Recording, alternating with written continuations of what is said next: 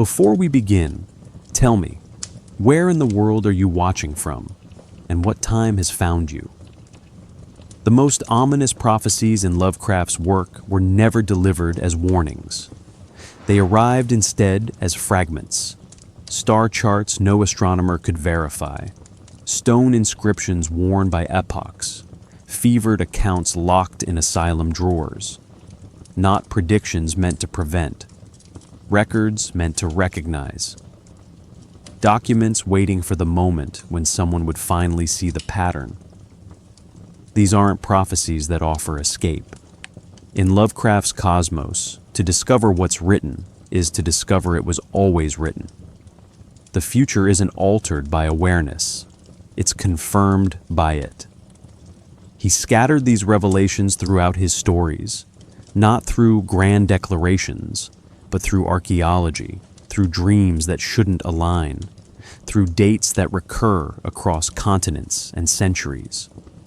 What they reveal isn't merely that something ancient stirs, it's that it never stopped stirring, and that humanity's ignorance was never protection, only postponement. Consider this: Lovecraft never wrote an apocalypse. No climax, no final battle, just convergence, awakening, the stars coming right. Tonight, we trace the timeline hidden in cosmic horror. We'll follow it through sunken cities, through cults that shouldn't share the same symbols, through geological time that bends around something vast. We'll examine how knowledge itself becomes contamination once it perceives what was always there. And perhaps we'll confront the deeper terror. These prophecies were never written for his characters alone. They were written for anyone who would read them. Let's turn to the first page of The Inevitable. Howard Phillips Lovecraft did not traffic in warnings. Between 1917 and his death in 1937, he constructed something more insidious than prophecy, a cosmology where prediction becomes redundant because outcome was never in question. This distinction matters. Traditional prophets offer conditional futures: repent and be saved, ignore and face consequences. Lovecraft's narratives contain no such bargaining. They document what already exists beyond human perception, waiting not for moral failing, but for astronomical circumstance.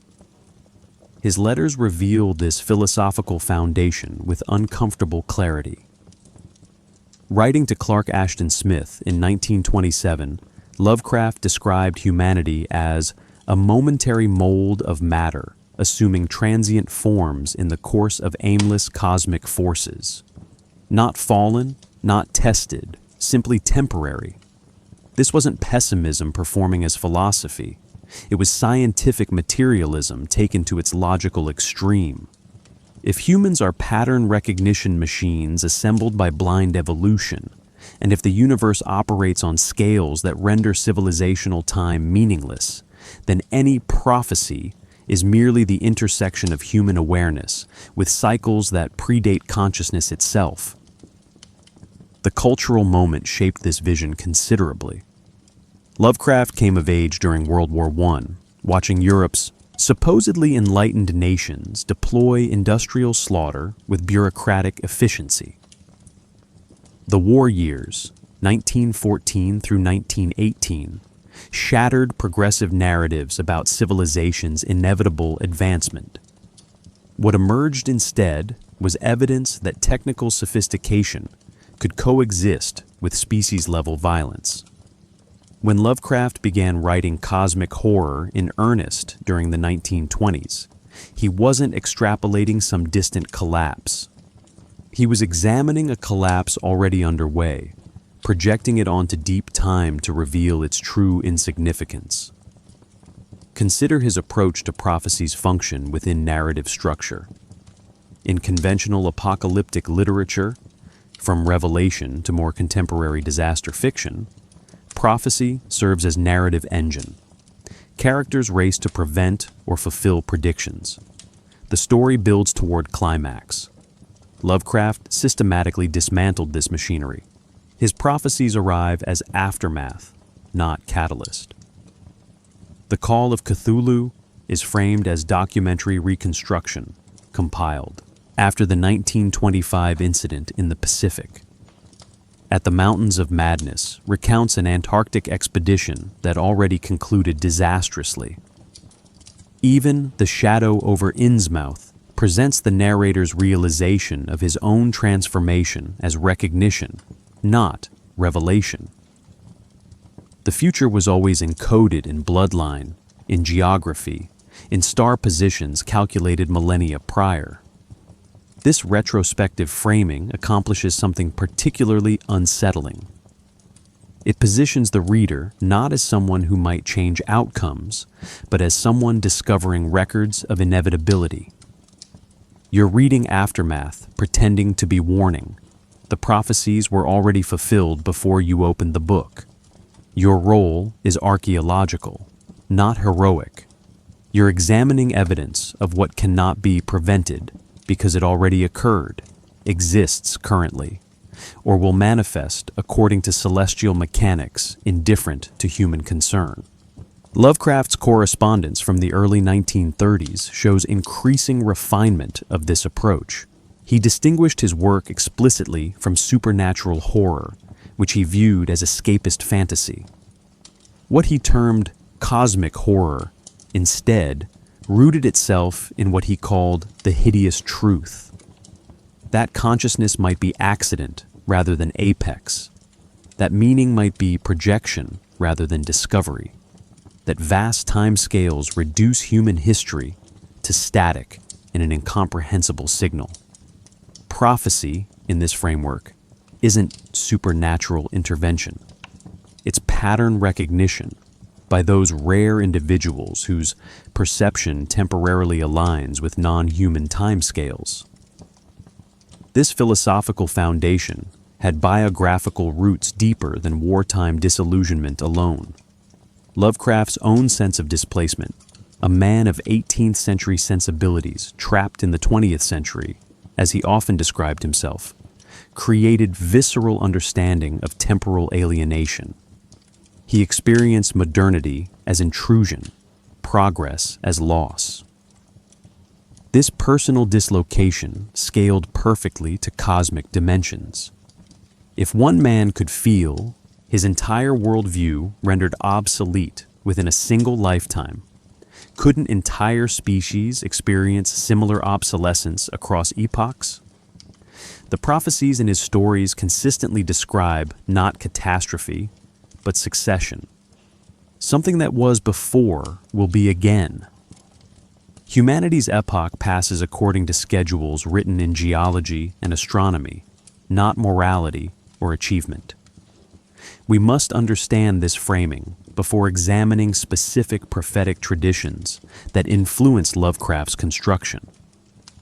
He wasn't adapting existing apocalyptic frameworks. He was inverting them, stripping away their implicit anthropocentrism to create something far more disturbing. Prophecies that don't require believers to come true. The traditions Lovecraft inherited were already saturated with prophetic doom, but they retained consolations he systematically removed. Biblical apocalyptic literature, from Daniel through Revelation, promised ultimate justice. The righteous would be separated from the damned, meaning would be revealed. Suffering would be explained. Even as cities burned and seals broke, the narrative arc bent toward cosmic order. Lovecraft encountered these texts not as believer, but as cultural historian, someone who recognized their psychological architecture while rejecting their theological premises. What he extracted was structure without redemption, the pattern of revelation without the comfort of divine plan. More immediate was Oswald Spengler's The Decline of the West, published in 2 volumes between 1918 and 1922. Spengler argued that civilizations follow organic life cycles: birth, maturity, decline, death. Not through moral failure, but through exhaustion of cultural possibility. Each civilization, he proposed, contains its own internal clock, its destiny idea that unfolds according to predictable patterns, regardless of individual human action. Lovecraft absorbed this framework enthusiastically. His 1921 essay, The Decline of the West, praised Spengler's biologizing of history and his rejection of progress narratives. Here was prophecy rendered scientific, not supernatural intervention, but cyclical inevitability operating at civilizational scale. Yet Spengler still centered human civilization, treating its cycles as meaningful within historical time. Lovecraft pushed further. If civilizations rise and fall according to pattern, why should the pattern stop at human civilizations? Why not species themselves, or conscious life as category? This scaling operation, taking Spengler's framework and projecting it onto geological and astronomical time, transformed cyclical history into cosmic rotation. The prophecies in his stories describe not the decline of Western civilization, but the rotation of all terrestrial life through epochs measured in millions of years. Friedrich Nietzsche provided complementary philosophical machinery, particularly the concept of eternal return. Nietzsche proposed this as thought experiment. If time is infinite and matter finite, all configurations must eventually recur. Everything that has happened will happen again, identically, infinitely. For Nietzsche, this demanded joyful affirmation, living so completely that you'd embrace infinite repetition. Lovecraft inverted the valence while keeping the structure. His eternal return carries no joy, only dread. The old ones ruled before. They will rule again. Cthulhu's awakening isn't singular event, but recurring phase. Human civilization exists in temporary interval, scheduled to pass like all intervals preceding it. The occult traditions of theosophy and similar movements, flourishing in late 19th and early 20th centuries, provided aesthetic vocabulary. Madame Blavatsky's The Secret Doctrine, 1888, described root races succeeding each other across vast timescales, ancient wisdom preserved in hidden texts, cosmic cycles governed by astral mechanics. Lovecraft regarded theosophy as pseudo-scientific nonsense. His letters mock its practitioners repeatedly, but he recognized its narrative power. The idea that wisdom predating humanity might be encoded in fragmentary texts, that ancient races left behind dangerous knowledge, that initiates could access information unavailable to ordinary perception. These elements appear throughout his work, stripped of their mystical optimism and repurposed as sources of existential horror. Edward Gibbon's The Decline and Fall of the Roman Empire, a foundational text Lovecraft read repeatedly, demonstrated how meticulous documentation of collapse could achieve literary power. Gibbon chronicled not sudden catastrophe, but slow erosion, institutions failing, knowledge lost, complexity giving way to simplification. Lovecraft's prophecies often take this form, not explosive apocalypse, but gradual recognition of processes already underway. The Innsmouth hybrids don't invade suddenly. They've been interbreeding for generations. The Antarctic city wasn't destroyed recently. It fell into ruin millions of years ago. History in Lovecraft's work operates as archaeology, layer after layer of civilizations that thought themselves permanent, now compressed into strata. Arthur Machen's fiction provided more immediate literary precedent, particularly stories like The Novel of the Black Seal, 1895, and The White People, 1904. Machen wrote of ancient races surviving beneath or alongside human civilization. of landscapes containing memories accessible to sensitive individuals, of rituals that persisted across centuries. But Machan's horrors remained localized, British, tied to specific geography. His little people haunted Welsh hills, not cosmos. Lovecraft admired Machan's atmosphere while rejecting his geographic limits. Where Machan suggested pockets of ancient survival, Lovecraft proposed that ancient was primary and human was exception. The prophecies in his work don't predict local incursions, but global reversion. Lord Dunsany contributed the critical element of mythological detachment. Dunsany's gods were magnificently indifferent. His cycles operated beyond human comprehension. His prose maintained distance between reader and cosmic event. Stories like The Gods of Pagana, 1905, established deities whose conflicts and fates unfolded without reference to human witness. Lovecraft absorbed this technique completely. His entities exist in their own right, pursuing agendas that occasionally intersect human experience, but never center it. Prophecies regarding their actions aren't directed at humanity. Humans simply happen to decode fragments of information generated for other purposes entirely. These influences converged in Lovecraft's work as something genuinely new. He took apocalyptic structure from religious tradition, cyclical determinism from Spengler, eternal return from Nietzsche, hidden knowledge from occultism, documented decline from Gibbon, geological horror from Machen, and cosmic indifference from Dunsany. What emerged was prophetic framework where nothing can be prevented because nothing requires prevention. Reality is simply becoming more accurately perceived as human cognitive limitations erode. The most horrifying element of these prophecies isn't what they predict. It's that they don't predict at all. They describe. Lovecraft understood that prophecy derives authority from obscurity. The clearer a prediction, the more easily it fails. Specificity invites verification. But language that gestures toward meaning without fully achieving it, that remains perpetually ominous, always on the verge of confirmation. His approach to prophetic language wasn't mystical, but rhetorical, constructing vocabularies that felt ancient while remaining semantically slippery enough to resist definitive interpretation. Consider the phrase that dominates his prophetic framework, "when the stars are right." It appears first in The Call of Cthulhu, 1926, attributed to both Johansson's manuscript and Castro's cult testimony. What does it mean?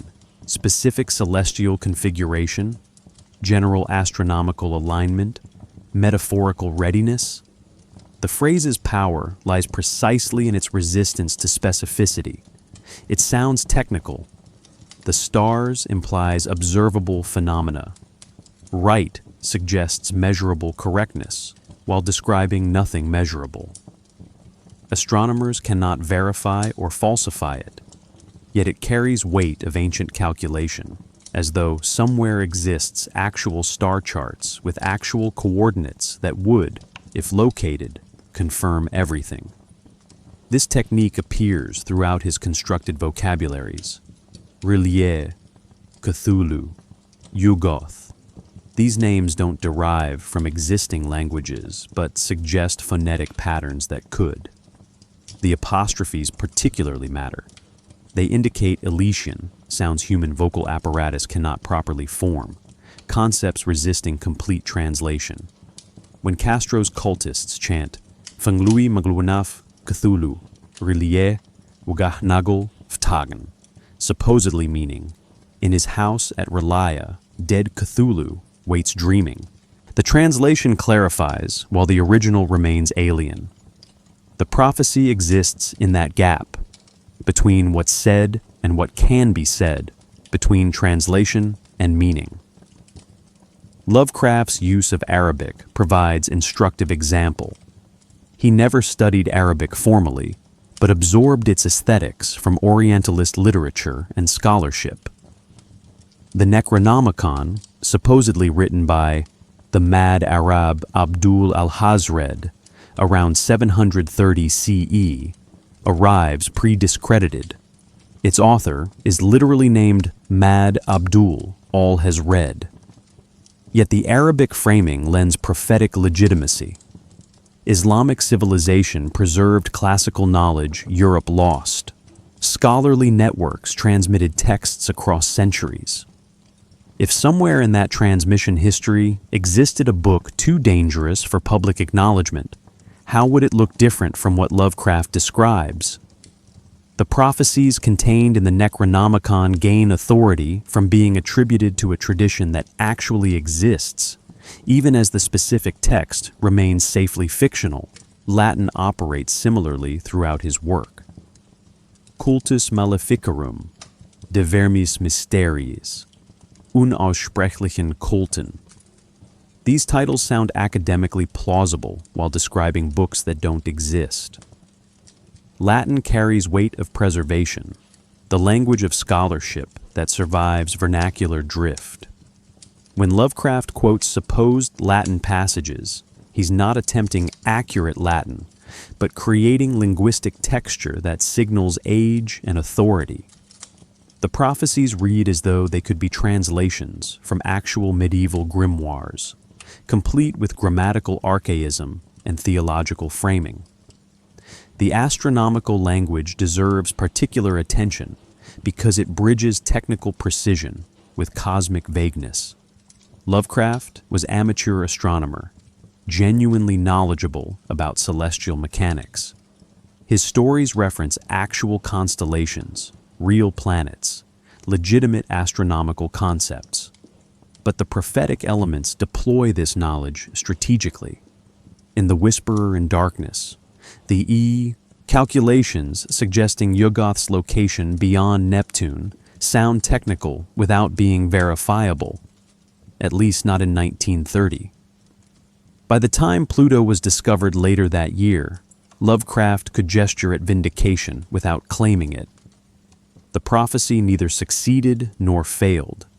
It remained suspended in that productive ambiguity. Geological timescales function as another form of prophetic language. When Lovecraft writes of aeons, epochs, cycles measured in millions of years, he's using numbers too large for intuitive comprehension. 1,000,000 years might as well be forever to human cognition. Yet, it's specific enough to sound scientific. The prophecies in At the Mountains of Madness describe civilizational succession across epochs. Old ones arrive, Shoggoth's revolt. Humanity emerges millions of years later, all documented in geological strata. This isn't mystical time, but scientific time, deployed prophetically. The future becomes geological inevitability. The vocabulary of dreams provides his most unsettling prophetic language. Characters don't merely dream, they experience oniric visions, hypnagogic impressions, somnambulistic episodes.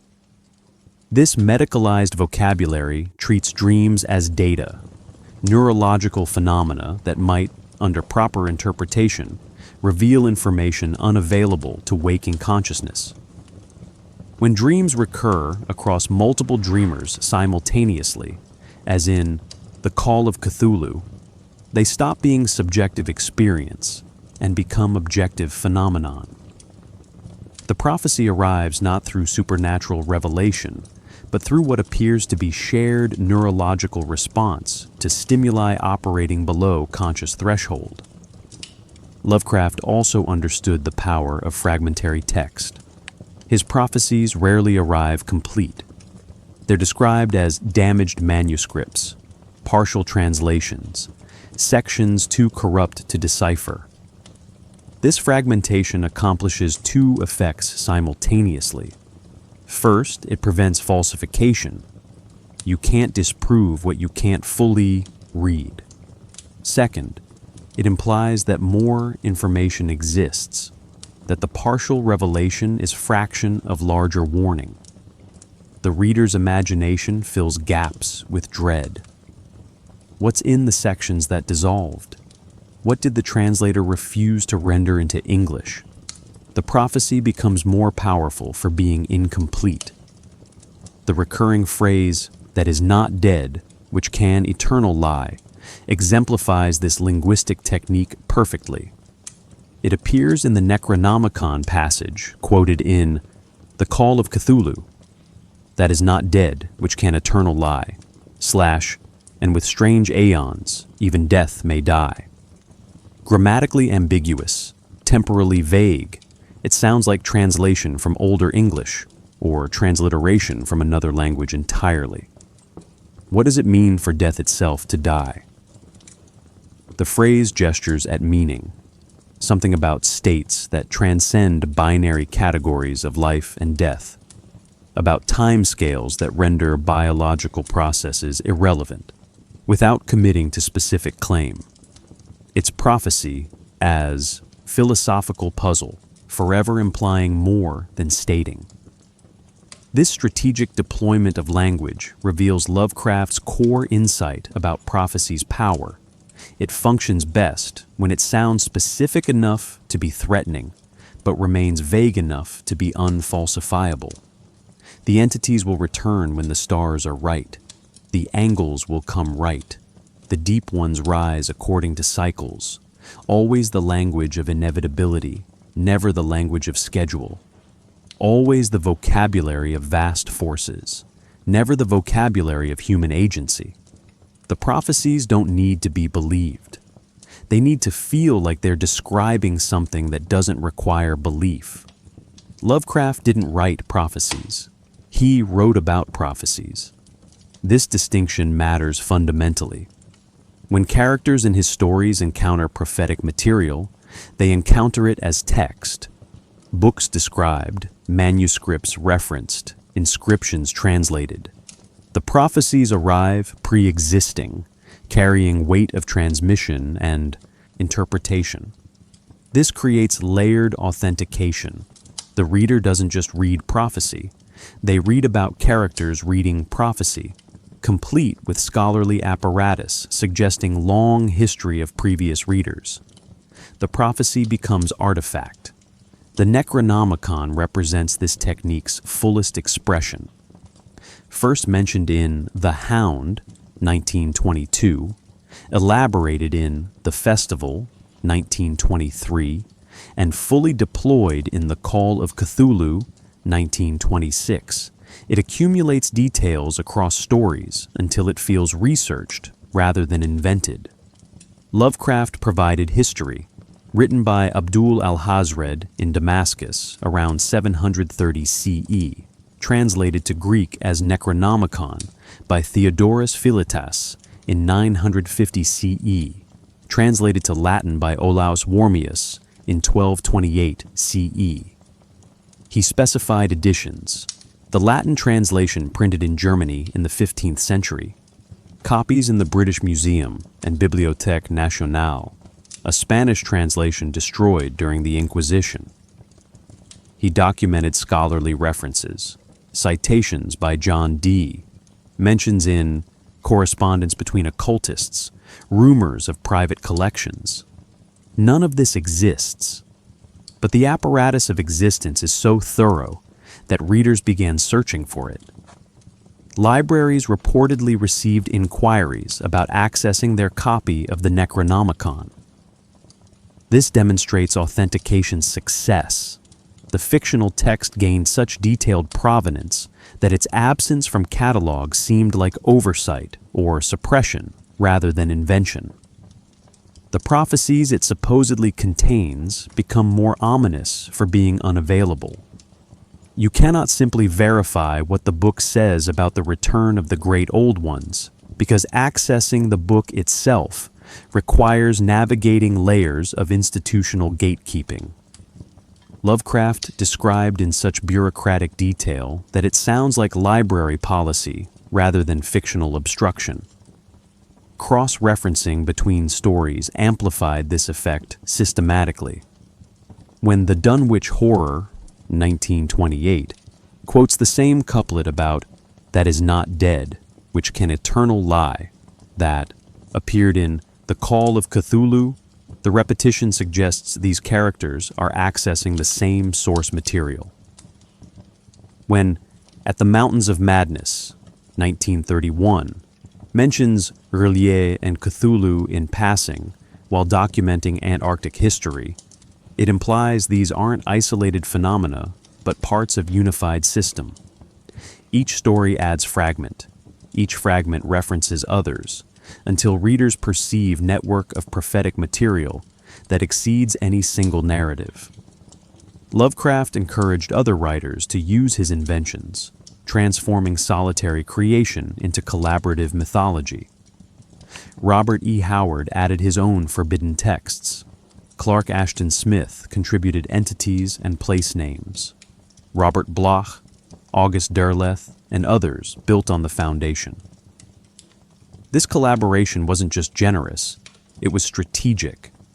When multiple writers independently reference the same prophetic framework, it stops feeling like one author's invention and starts resembling shared access to underlying source material.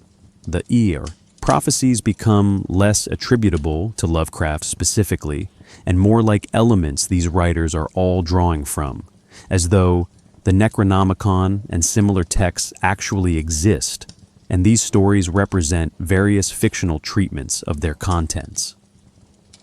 The academic apparatus throughout Lovecraft's work reinforces prophetic authenticity. His narrators are often scholars, antiquarians, professors, people trained in evaluating sources. They provide footnotes, mention scholarly journals, cite anthropological research. The Call of Cthulhu is structured as academic paper, complete with subsections examining different evidence sets. At the Mountains of Madness reads like expedition report with geological and biological observations. This framing positions prophecies as research findings rather than supernatural claims.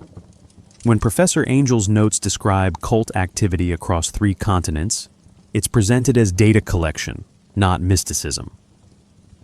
The prophecies emerge from synthesis, of evidence, not revelation. Lovecraft also understood that prophecy gains power from being difficult to access. The Necronomicon isn't widely available. Only a few copies exist. Most are locked in restricted collections. Those who read it often suffer consequences. This scarcity creates implicit validation. If the information weren't dangerous or true, why would it be suppressed? The prophecies become more credible for being restricted. Characters don't simply fail to prevent predicted events. They fail despite having access to information that should have enabled prevention. The prophecy succeeds not because it's supernatural, but because it describes reality that existing power structures cannot acknowledge. The fragmentary nature of prophetic texts serves authentication function as well. Complete texts invite scrutiny. Fragments invite imagination. When characters encounter partially destroyed manuscript, or sections rendered illegible by water damage, the gaps become sites where readers project their own dread. What did the missing passages describe? Lovecraft rarely specifies. The prophecy is terrible enough that even our characters, who read horror unflinchingly, refuse to transcribe certain portions. This secondary censorship, characters who've already revealed disturbing material choosing to withhold even more disturbing material, suggests hierarchies of horror. If this is what they're willing to share, what are they protecting us from? Lovecraft's use of historical dates grounds prophecies in verifiable chronology. The 1925 incident in The Call of Cthulhu occurred during actual historical period. Readers in 1928 would remember 1925 vividly. By setting his prophecies near fulfillment in recent past, Lovecraft creates uncomfortable proximity. This isn't ancient history or distant future. It supposedly happened 3 years ago, during time the reader inhabited. The prophetic timeline collapses from mythic distance to immediate memory. Nothing in the newspapers reported it, but absence of evidence isn't evidence of absence, particularly when evidence is so easily suppressed or misinterpreted. Geographic specificity works similarly.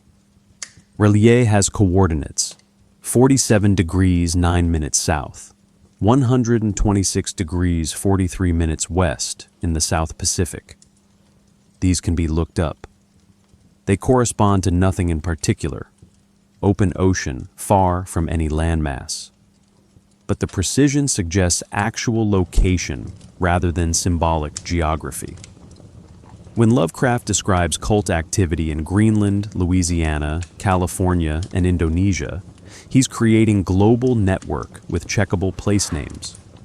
The prophecy isn't localized to generic ancient land, but distributed across actual map. This grounds the cosmic in the terrestrial, making the unverifiable prophecy at least partially verifiable in its geography. The genius of Lovecraft's myth-building lies in its systematic incompleteness.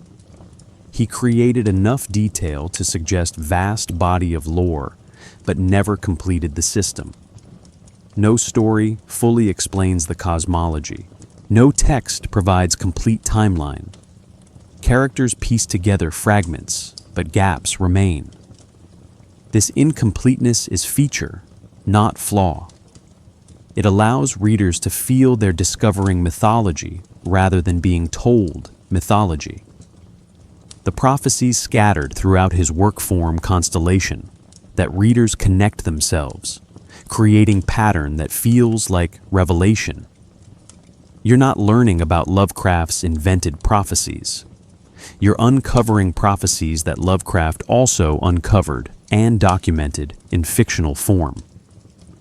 This approach to myth-building transformed how horror could handle prophecy. Traditional prophetic fiction needed to deliver on predictions. The forecasted event must occur or fail within narrative. Lovecraft's fragmented, cross-referenced, academically framed approach allows prophecies to remain perpetually relevant without ever fully resolving. The stars haven't come right yet, but they will. The timeline operates beyond human scale.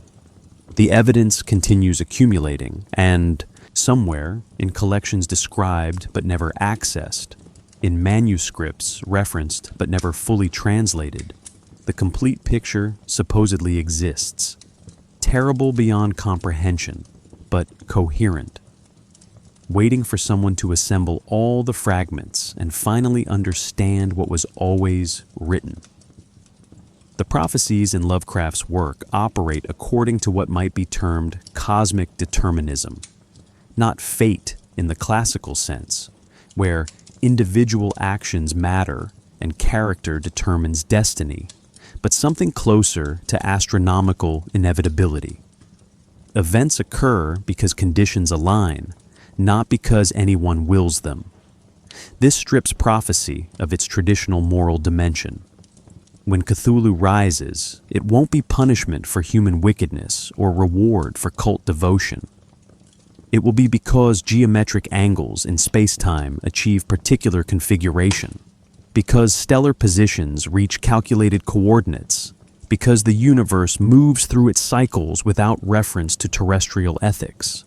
This determinism functions at species level rather than individual level, which creates peculiar horror. Personal fate in tragedy carries weight because the protagonist matters. Oedipus's downfall has meaning. Macbeth's ambition drives consequence. Lovecraft inverts this entirely. Individual humans are interchangeable. Wilcox dreams of Relia in 1925, but so do sensitive individuals worldwide. If one cult preserves the knowledge, dozens others do simultaneously. If one expedition discovers the Antarctic city, another eventually would.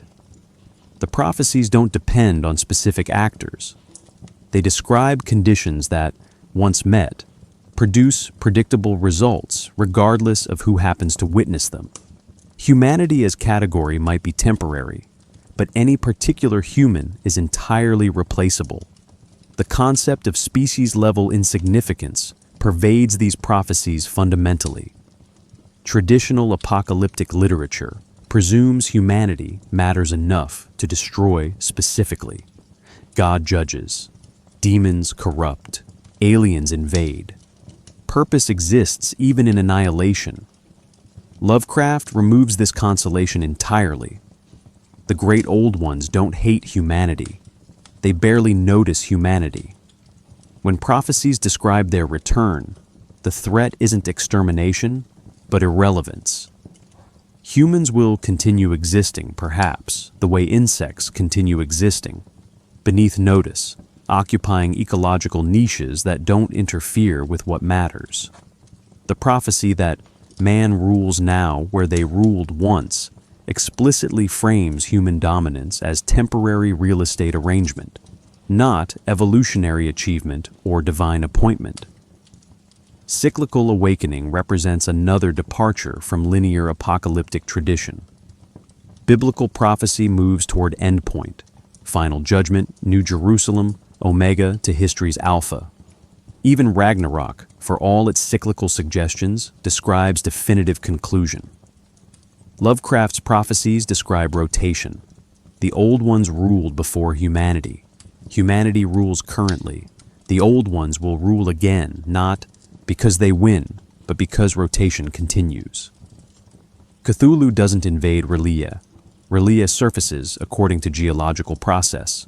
The city sinks, the city rises, the stars align, the stars misalign. Consciousness emerges, consciousness subsides. The cycle has no moral arc, no progression, no improvement. It simply turns. What distinguishes Lovecraft's approach most fundamentally is epistemic prophecy, the notion that knowledge itself serves as fulfillment mechanism. Traditional prophecy separates knowing from occurrence. You can know the prophecy without causing it. Indeed, knowing might enable prevention.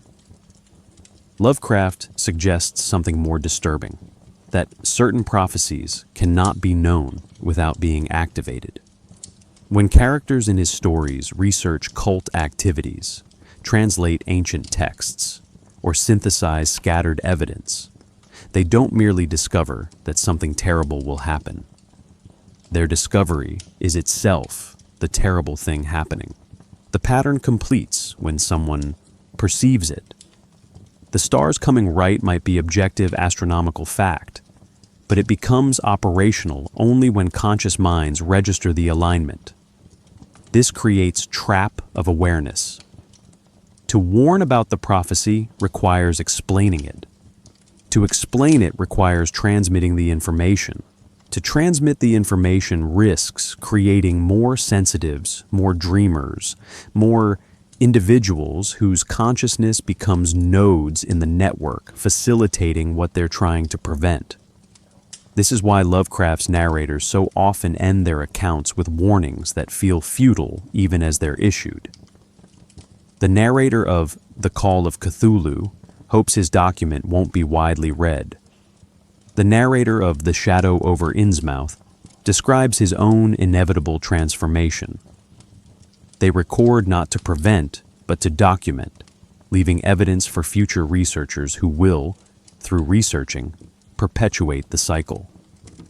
The collapse of human agency follows necessarily from these concepts. If prophecies describe astronomical and geological processes, if they operate at species level, if knowledge itself accelerates fulfillment, what can individuals do? Traditional prophecy allows for heroes. Jonah preaching to Nineveh, characters racing to prevent predicted disaster. Lovecraft's structure eliminates heroic possibility systematically. Professor Angel dies researching the cult, but his death changes nothing. Inspector Legrasse raids the Bayou ceremony, but other cults persist. Johansen rams Cthulhu with a yacht, and Cthulhu reforms instantly. Individual action affects nothing because the scale is wrong. You might as well try to prevent continental drift through personal determination.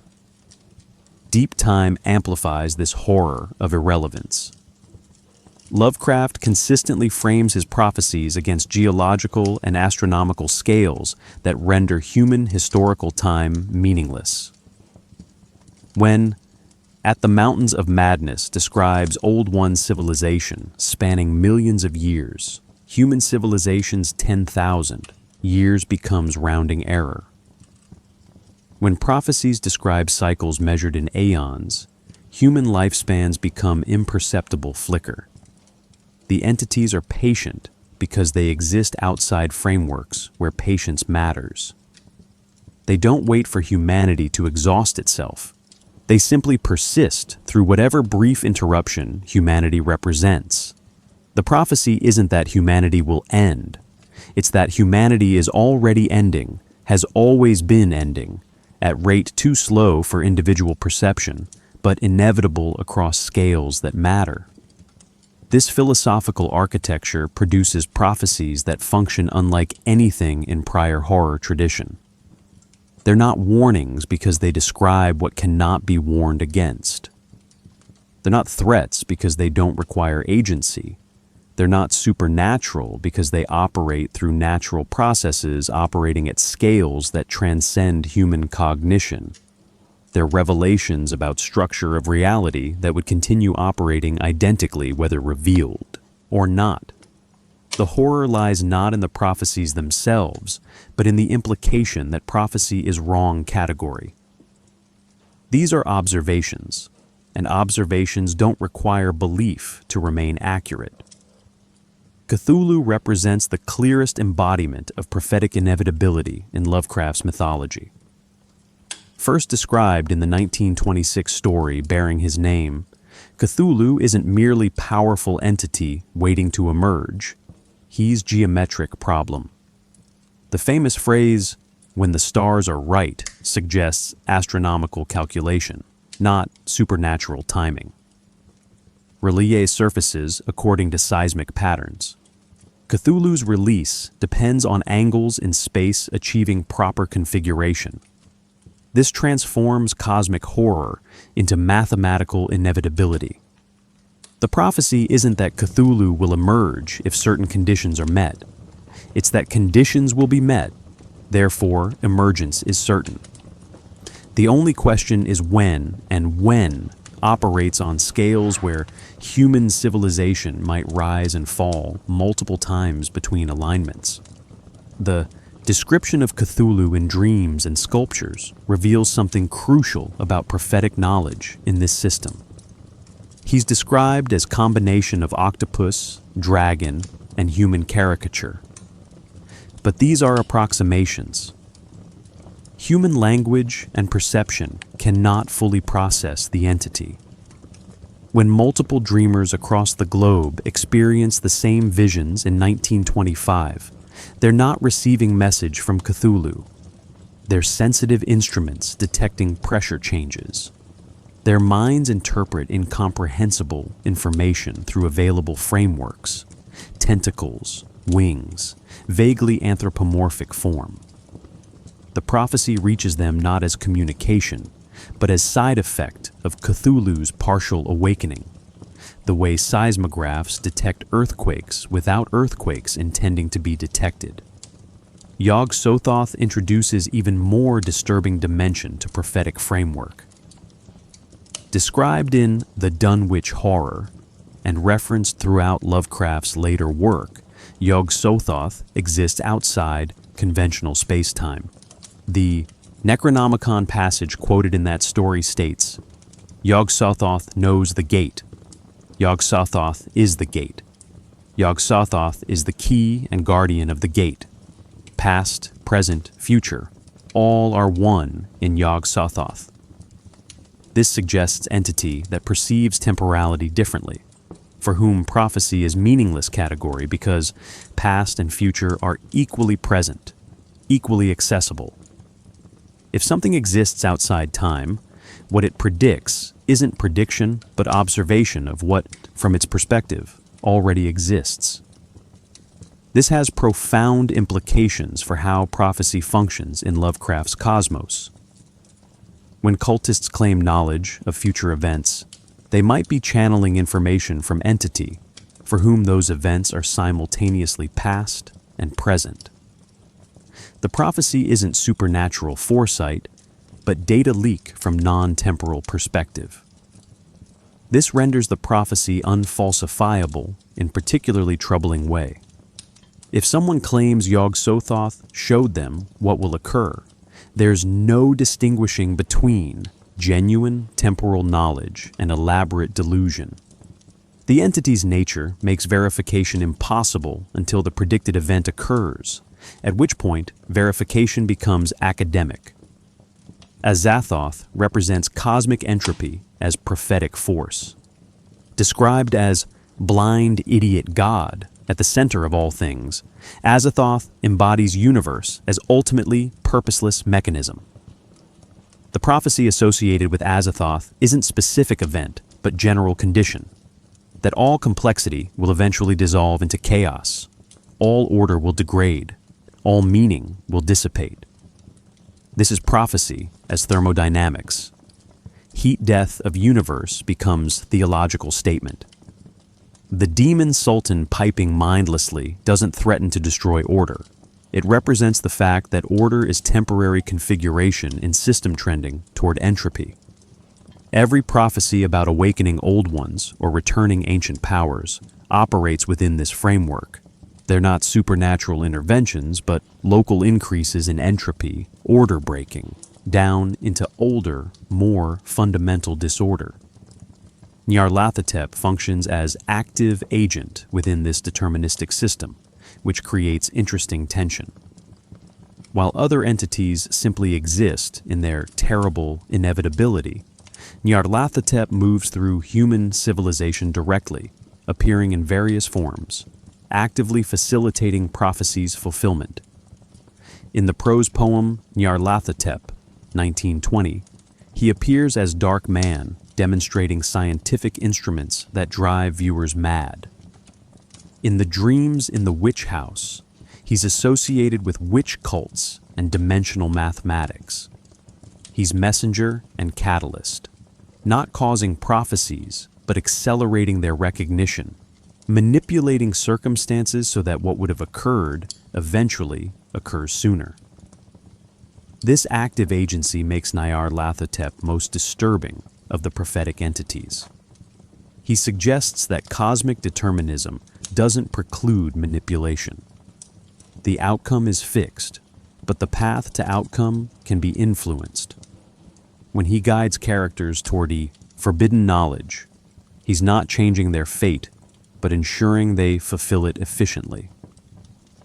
The prophecies remain inevitable, but Nyarlathotep's interventions determine which humans serve as instruments, which discoveries happen when, which revelations unfold in which order.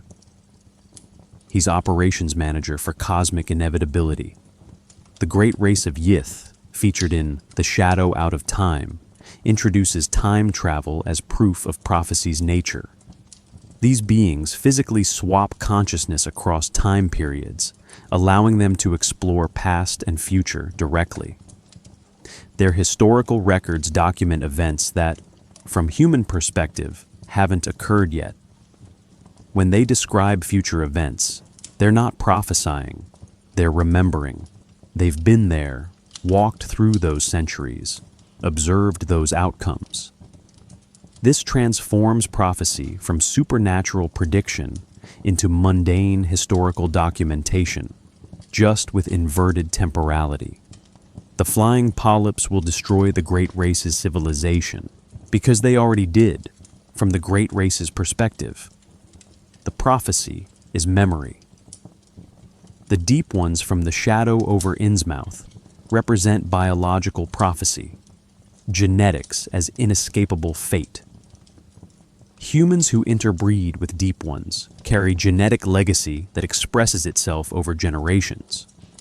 The transformation isn't curse in supernatural sense, but hereditary trait activating according to biological timeline.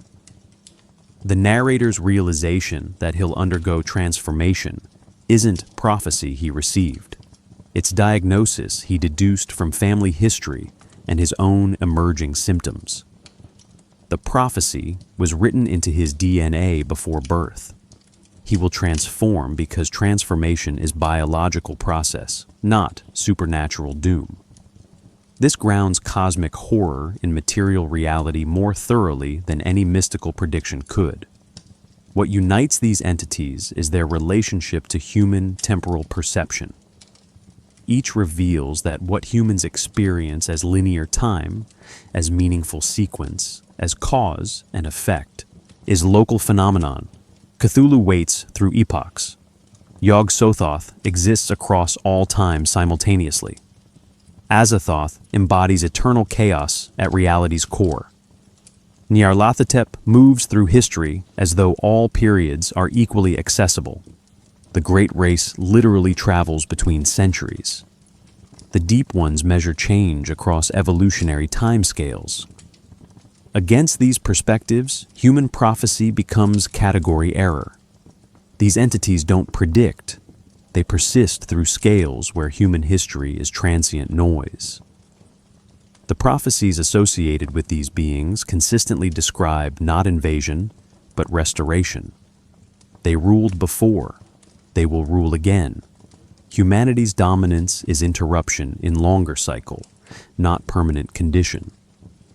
This distinguishes Lovecraft's prophetic framework from alien invasion narratives or demonic uprising stories. The old ones aren't attacking, they're resuming. The prophecy isn't warning of catastrophe, but recognition of temporary status. When Cthulhu rises, when the angles come right, when the deep ones reclaim their hybrid descendants, reality isn't ending, it's returning to prior configuration.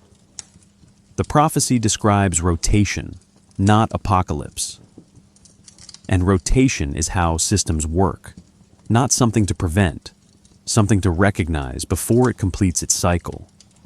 The role of madness in Lovecraft's prophetic framework operates according to logic, more disturbing than simple, forbidden knowledge drives one insane. Characters who encounter prophecies don't go mad because they're psychologically fragile, or because the information is inherently maddening in supernatural sense.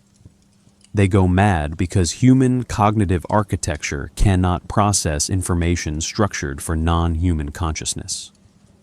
The madness is compatibility error, not moral failure or psychological weakness. The prophecy isn't too terrible to know. It's shaped wrong for human neurology. Consider the progression in The Call of Cthulhu.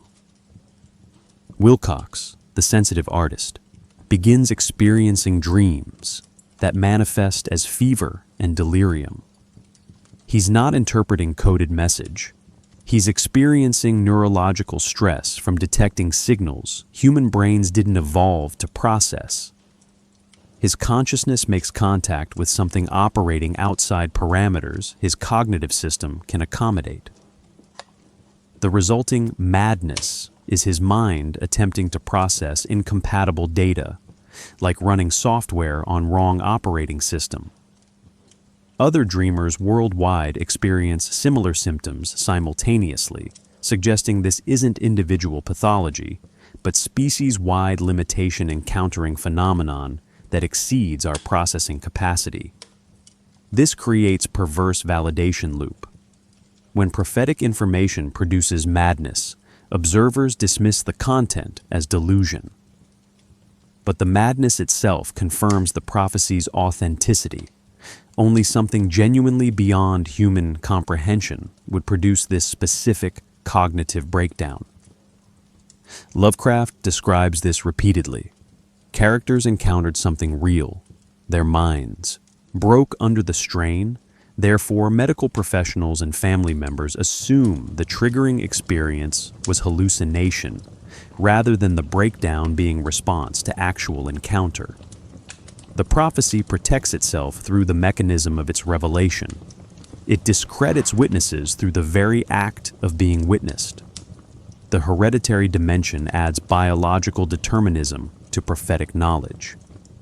The Whateleys in the Dunwich Horror, the Marshes in The Shadow Over Innsmouth, the narrator's family line in The Shadow Out of Time. These families carry genetic predisposition toward prophetic knowledge, not because they're specially gifted, but because they're biologically compromised. The Marsh family's deep one ancestry means their descendants will transform according to genetic timeline, and this transformation includes psychological preparation. The prophecy of their own change is written into their bodies, expressing itself as dreams, compulsions, gradual recognition of what they're becoming. They don't receive prophecy, they become it. Lovecraft consistently frames cult membership not as religious conversion, but as infection vector. Characters who join cults don't adopt new beliefs. They become nodes in network transmitting prophetic information across generations and geography. The cult practices described in the Call of Cthulhu, the chanting, the rituals, the sculptures, serve to encode and transmit pattern. When Castro's cultists in Louisiana perform rituals identical to Arctic cult members' ceremonies, they're not receiving independent revelation. They're components in distributed system maintaining signal across time and space. The prophecy perpetuates through cultural transmission that mimics biological heredity. The paradox of warning versus catalyzing appears throughout Lovecraft's work with particular clarity. Professor Angel in The Call of Cthulhu dies investigating cult activity, but his research notes enable his nephew to continue the investigation. The nephew compiles comprehensive documentation, then hopes his account won't be read widely, even as he's written it in form designed to be preserved and transmitted. This encapsulates prophecy's trap. To warn requires explaining. To explain requires transmitting the pattern. To transmit the pattern risks creating more sensitives. Each documented warning becomes instruction manual for recognizing the signs, which is itself how the prophecy propagates. Academic researchers serve as particularly effective vectors because their methodology requires documentation, publication, preservation. When archaeologist encounters evidence of old ones in Antarctica, professional obligation demands recording findings. When anthropologist studies cult practices, scholarly completeness requires detailed description. This turns academic rigor into liability. The more thoroughly you document the prophecy, the more effectively you distribute it. Lovecraft was academic Mankay who understood scholarly apparatus intimately. He weaponizes it throughout his work. Footnotes aren't just flavor, they're infection vectors. Citations aren't merely authentication, they're transmission protocol. The dreams function as particularly insidious prophetic mechanism because they bypass conscious resistance. Wilcox doesn't choose to dream of Arlaya. He's selected by sensitivity he didn't know he possessed. When thousands of sensitive individuals worldwide share dreams in March 1925, they're not voluntarily participating in cult activity. They're experiencing neurological phenomenon. The dream can't be prevented through skepticism or willpower. It simply occurs when conditions align. This transforms prophecy from information you can choose to accept or reject into experience that happens to you regardless of belief. The prophecy doesn't require believers. It requires consciousness, which it uses as recording medium. Transformation represents ultimate collapse of distinction between prophet and prophecy. The narrator of The Shadow Over Innsmouth discovers his own transformation is inevitable. He is becoming the thing he researched. His investigation wasn't external inquiry into separate phenomenon. It was self-examination, recognition of what he already was becoming. The prophecy he uncovered applies to him. His documentation is simultaneously warning to others and preparation for his own metamorphosis. He ends the story acknowledging he'll return to the sea, join the deep ones, bring his cousin with him. The prophecy consumed its investigator completely. This pattern recurs. Those who learn prophecies often fulfill them through the act of learning. The Whately family in the Dunwich Horror doesn't trigger catastrophe through malice, but through attempting to use knowledge from the Necronomicon. The knowledge itself is operational trigger. Reading it, understanding it, attempting to apply it. These acts are the prophecy manifesting. The text doesn't describe what will happen. The text happening to be read is what happens. The prophecy and its fulfillment collapse into single event. Someone comprehending information that, once comprehended, makes itself true.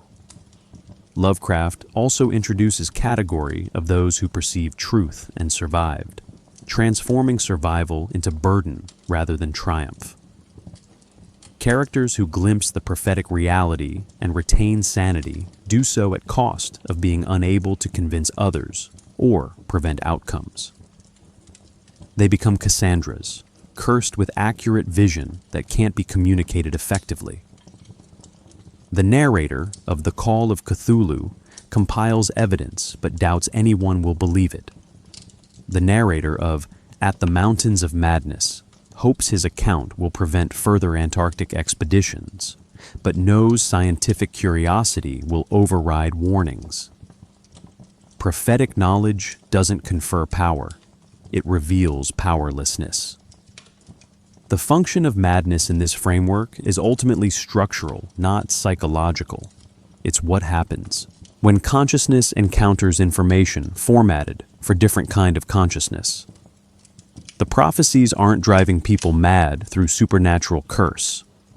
They're simply illegible to human neurology, and the cognitive system crashes attempting to process them.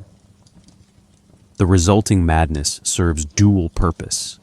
It demonstrates the prophecy's authenticity through its incomprehensibility, and it removes witnesses from credible discourse. The prophecy protects itself through the mechanism of its revelation. Those who could testify to its reality are discredited by the very experience that qualified them to testify. The system is self-maintaining, self-concealing, and absolutely indifferent to whether any individual human suffers or survives the encounter. The concept of forbidden knowledge in Lovecraft's work operates through inversion of Enlightenment assumptions. Traditionally, knowledge empowers. Ignorance represents danger. Information provides protection. Know your enemy. Knowledge is power. Truth sets you free. Lovecraft systematically dismantles this optimism, suggesting instead that certain truths diminish rather than enhance human capacity, not because they're lies, but because they're accurate descriptions of reality that human consciousness cannot integrate without fundamental damage. The forbidden quality of knowledge in his prophecies stems not from external prohibition, but from internal incompatibility. The Necronomicon exemplifies this perfectly through its infamous warning passages. In the Dunwich Horror, Lovecraft quotes, "Man rules now where they ruled once. They shall soon rule where man rules now. After summer is winter, and after winter summer. They wait patient and potent, for here shall they reign again." This isn't warning to prevent outcome. It's description of cycle. The text doesn't prohibit learning this information. It states plainly what's true. The forbidden element isn't access, but implication. To know this is to know that human dominance is temporary, that consciousness is accident, that agency is illusion. The knowledge doesn't damage because it's false. It damages because integrating it requires abandoning cognitive frameworks that enable functional human existence. This creates what might be termed epistemic trap. The information is accurate, but accuracy itself is destructive. When characters in At the Mountains of Madness discover that humanity was created accidentally by the old ones as food source or biological experiment, they're not learning mythology or fairy tale. Within the story's logic, this is scientific fact documented in Antarctic geology. But this fact cannot be integrated into anthropocentric worldview without that worldview collapsing. Human meaning-making depends on assumption of human significance. Discovery that significance is projective illusion doesn't free consciousness. It traps it in recognition that the very structures of meaning through which it tries to process this information are themselves part of the delusion being exposed. The prophecies function as concentrated doses of this toxic truth. They don't predict supernatural intervention. They describe natural processes operating at scales that preclude human relevance. When prophecy states that Cthulhu will rise when the stars align, it's describing geological and astronomical fact, not threat that might be negotiated or prevented. The knowledge is forbidden not because someone prohibits it, but because knowing it accurately means recognizing that human civilization is temporary geological anomaly, that consciousness is cosmic accident, that all meaning is local and temporary. These recognitions don't enable action, they paralyze it. Why struggle against the inevitable? Why preserve what's already designated as transient? Lovecraft explores this through characters who research too thoroughly. Professor Angel's death might be natural, heart failure from shock, or might be orchestrated by cultists. But the story leaves this ambiguous because it doesn't matter. The knowledge itself was lethal, whether someone helped it along or not. His nephew inherits the research and continues it, knowing it killed his uncle, because the knowledge has quality of compulsion. Once you've seen pattern partially, you cannot leave it incomplete. The prophecy propagates through curiosity it generates.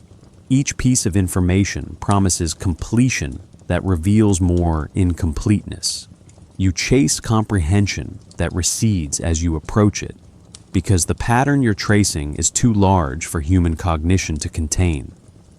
The self-fulfilling dimension of prophetic knowledge appears most clearly in how documentation itself triggers outcomes. When the Whately family in The Dunwich Horror uses the Necronomicon to summon Yog-Sothoth, they're not violating natural law. They're applying formulas that, once executed correctly, produce results.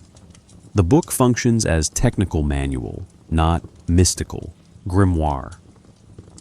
The knowledge of how to perform the ritual is operational knowledge. To know how is to be able to do. To document how is to enable others to do. The prophecy that they shall soon rule where man rules now advances toward fulfillment each time someone reads the procedures that would facilitate their return. This introduces profound problem for warning systems. How do you alert people to danger without providing information that enables the danger? Lovecraft's narrators consistently struggle with this. They feel compelled to document what they've learned, to warn future researchers, but they recognize that comprehensive warning requires explaining exactly what to avoid, which means describing how to find it, how to recognize it, how to interpret it. The narrator of the Call of Cthulhu includes geographic coordinates, describes cult practices in detail, names specific texts. He's creating roadmap while claiming to post warning signs. The prophecy spreads through attempts to contain it. The inadequacy of human language compounds this epistemic crisis. Characters repeatedly encounter concepts they cannot articulate accurately. The geometry of Relia defies Euclidean description. Cthulhu's form resists visual codification. Witnesses describe tentacles, wings, vaguely anthropoid body, but these are approximations. The great race's actual appearance requires paragraphs of uncertain description that still fail to convey what was seen. This isn't mystical ineffability, it's cognitive incompatibility. Human perceptual and linguistic systems evolved to handle terrestrial phenomena at human scale. When encountering entities or information operating at cosmic scale or non-Euclidean geometry, the system fails. The prophecy cannot be communicated accurately because the language required to communicate it doesn't exist within human linguistic capacity. This leads to degraded transmission. Each attempt to relay prophetic information to others loses fidelity. The Louisiana cultists in the Call of Cthulhu perform rituals whose original meaning has been lost. They preserve form, but not content. The Necronomicon itself exists in translations of translations, each step introducing errors. But Lovecraft suggests this degradation might be protective. Perhaps full accurate transmission would be too destructive. The prophecies remain potent even in corrupted form, which implies their full undiluted version would be cognitively lethal. The fragmentary nature isn't limitation, it's buffer. We can survive the prophecy only because we're receiving damaged versions. Lovecraft introduces disturbing possibility that some knowledge improves through being wrong. When cultists misinterpret passages from forbidden texts, their errors might prevent catastrophic outcomes. When academics dismiss ancient warnings as superstition, their skepticism might delay inevitable. The prophecy works toward fulfillment regardless, but inaccurate understanding creates friction that slows the process. This means that efforts to achieve accurate comprehension, scholarly rigor, careful translation, comprehensive documentation, accelerate catastrophe. The better you understand, the worse for everyone. Ignorance isn't merely protective. It's necessary for human civilization's continuation. The archival impulse becomes suspect under this framework. Libraries that preserve forbidden texts, universities that catalog dangerous knowledge, individuals who compile comprehensive research, all are facilitating the prophecy's propagation while believing they're engaging in scholarly work. Lovecraft was an intense bibliophile who understood archival practice intimately. He weaponizes it. The Widener Library at Harvard, the Bibliothèque Nationale in Paris, the British Museum Library. These institutions preserve the very texts whose preservation endangers humanity. But they cannot cease preserving without abandoning their institutional purpose. The prophecy uses human knowledge infrastructure against human survival. This creates situation without solution. You cannot prevent prophecy's fulfillment without understanding it. You cannot understand it without accessing dangerous information. Accessing dangerous information contributes to fulfillment. The system is closed loop, where every defensive action strengthens what it attempts to defend against. Characters who try to destroy forbidden texts find copies survived. Those who try to suppress cult activity discover cults persisted underground. Those who try to prevent expeditions to dangerous locations learn expeditions launched anyway, often triggered by the warnings themselves. The prophecy is self-maintaining through human curiosity, scholarly obligation, and structural inability to forget what's been learned. Lovecraft's ultimate suggestion is that certain information should not be known, not because authorities forbid it, not because it's false, but because human consciousness cannot accommodate it without collapsing distinction between observer and observed, between researcher and researched, between warning and facilitation. The forbidden knowledge in his prophecies is forbidden not by decree, but by nature. It's information formatted for different kind of consciousness, and human minds that successfully process it cease being functionally human. The prophecy fulfills itself through being understood. Understanding is not prevention. Understanding is participation. And there's no returning to ignorance once the pattern has been glimpsed. The prophetic elements in Lovecraft's fiction emerged gradually, accumulating across stories until they formed a coherent system that no single narrative fully articulated. His earliest tales gestured toward cosmic dread without explicit prophecy. Dagon, 1917, showed the narrator encountering evidence of non-human civilization, but offered no timeline for its return. The story ends with the narrator's suicide note, written as he hears something approaching his door. This established pattern Lovecraft would refine. Discovery leading to recognition of ongoing threat, but no clear prophecy about when or how that threat would manifest. The horror lies in knowing something exists, not in predicting its specific actions. Nyarlathotep, 1920, written as prose poem after particularly vivid dream, introduced the herald figure, entity that announces cosmic change through its mere presence. The piece describes Nyarlathotep arriving in cities, demonstrating instruments that show terrifying vistas, driving audiences to madness and self-destruction. No explicit prophecy is stated, but the narrative implies progressive collapse. And through this revolting graveyard of the universe, the muffled, maddening beating of drums and thin, monotonous whine of blasphemous flutes from inconceivable, unlighted chambers beyond time.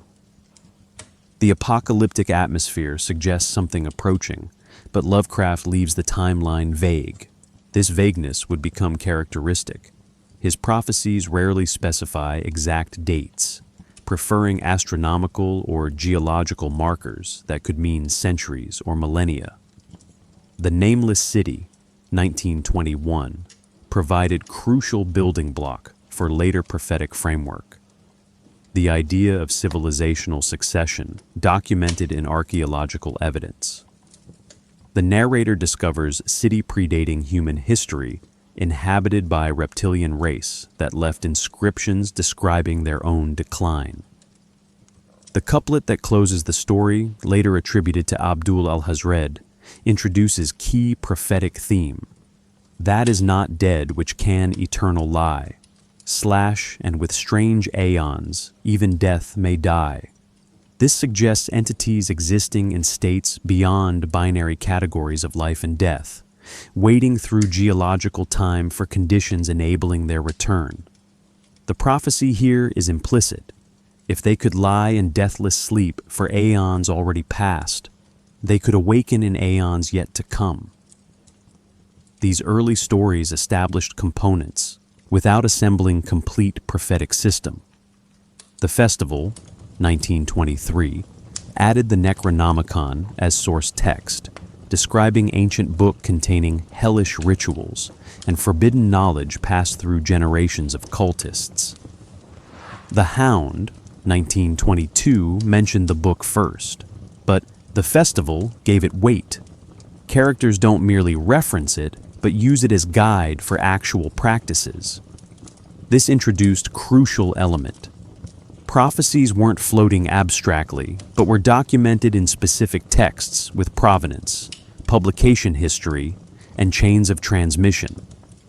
The prophecy becomes artifact, something with material existence that can be found, read, and used.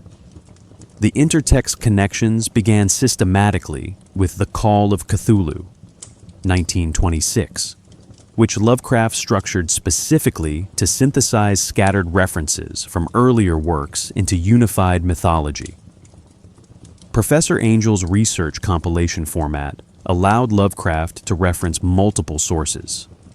Inspector Legrasse's 1907 encounter in Louisiana, Johansson's 1925 experience in the Pacific, Wilcox's dreams in Providence, and reveal them as manifestations of single phenomenon. This wasn't just narrative technique. It established that prophecies operated across geography and time, that they persisted independent of any single witness or document. The cult knowledge in Louisiana matched the sailor's experience in the Pacific, matched the artist's dreams in New England. The pattern existed objectively, not as cultural transmission, but as multiple observers independently detecting same underlying reality. What made this particularly effective was Lovecraft's decision to have the narrator discover connections, not create them. Professor Angel assembled evidence without understanding its significance.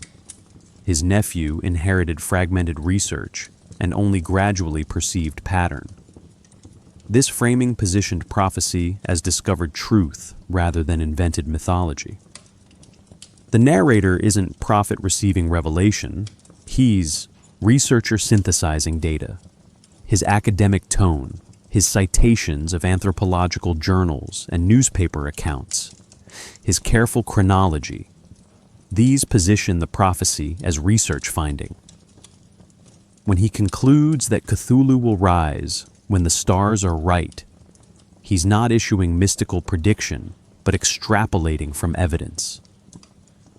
The Dunwich Horror, 1928, deepened the intertextual web by actually quoting the Necronomicon at length.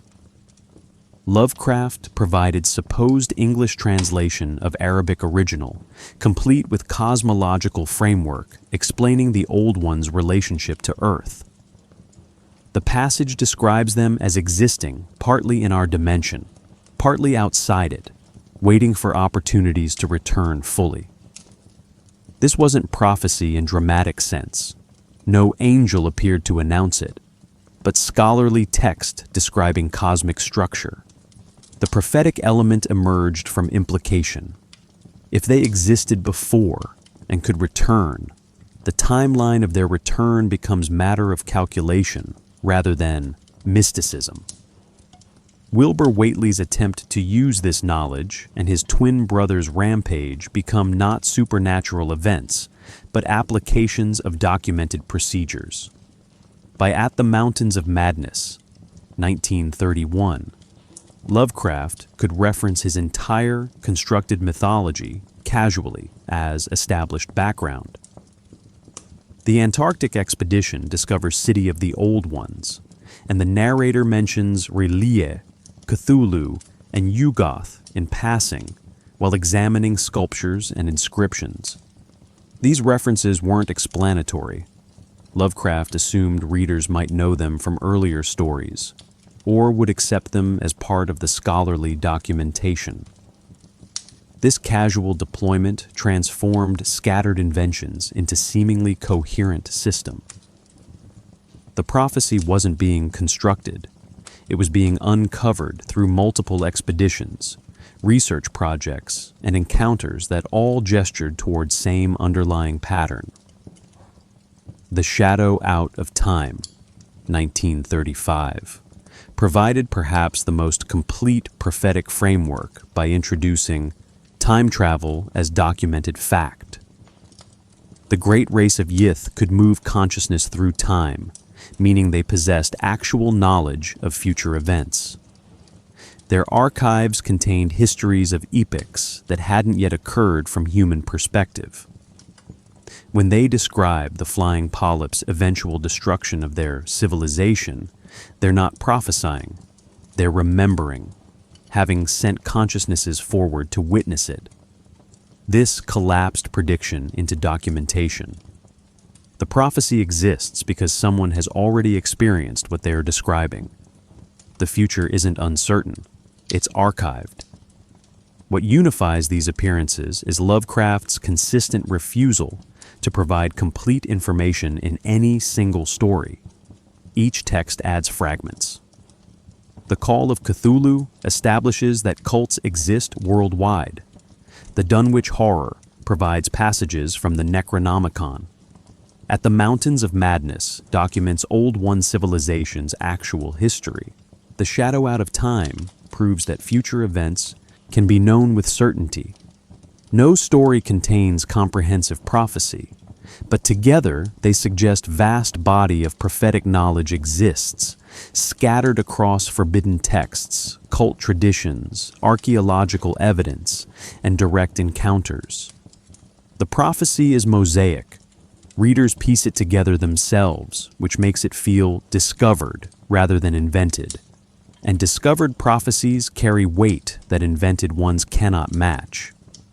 The Call of Cthulhu operates as documentary rather than conventional narrative, a structure that transforms prophecy from supernatural prediction into academic synthesis. The story opens with the narrator, Francis Wayland Thurston, inheriting his granduncle's research papers after Professor Angel's death in 1926. Thurston initially dismisses the materials as eccentric anthropological curiosity, but as he investigates further, he discovers evidence suggesting his uncle died because he understood too much. This framing is crucial. We're reading a man's attempt to make sense of inherited research, not experiencing events firsthand. The prophecy reaches us third hand, filtered through documentation, which makes it feel more credible than direct revelation would. The story divides into 3 sections: the horror in clay, the tale of Inspector Legrasse, and the madness from the sea, each presenting different evidence set that only reveals its connection to others through synthesis. This structure mimics actual research compilation.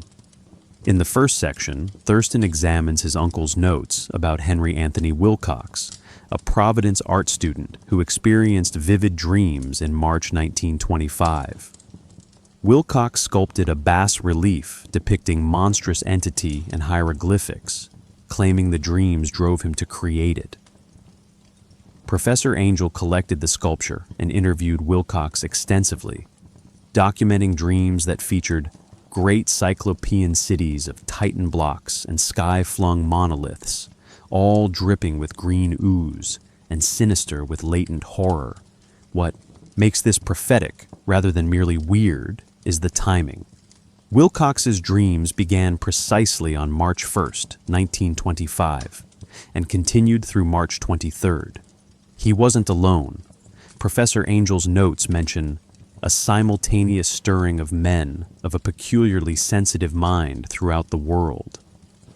Artists, poets, individuals with creative imagination experienced nightmares, produced disturbing art, or suffered psychological episodes during exactly this period.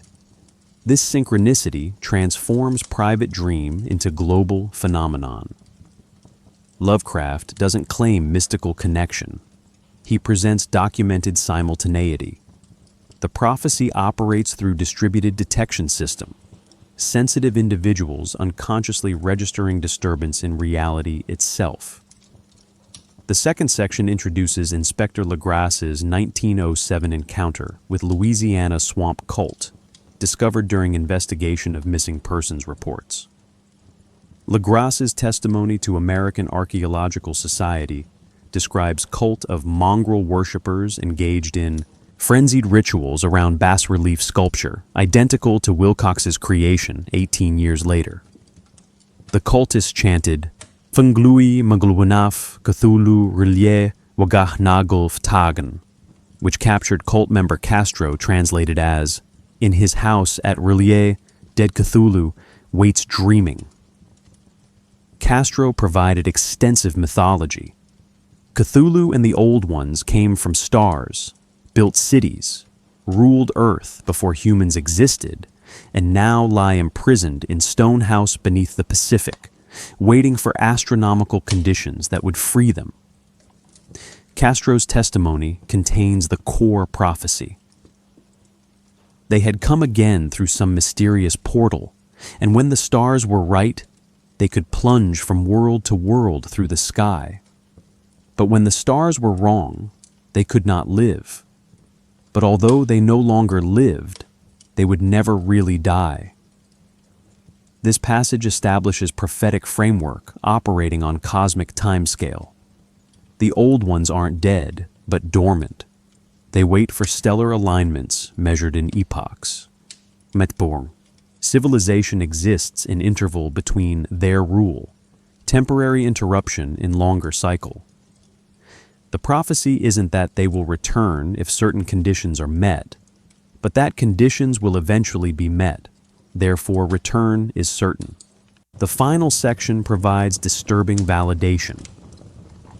Thurston discovers newspaper accounts describing Norwegian sailor Gustaf Johansen's delirium following his rescue from Pacific waters in April 1925. Investigating further, Thurston obtains Johansen's manuscript describing his crew's encounter with risen eerily during the same March period when Wilcox experienced dreams.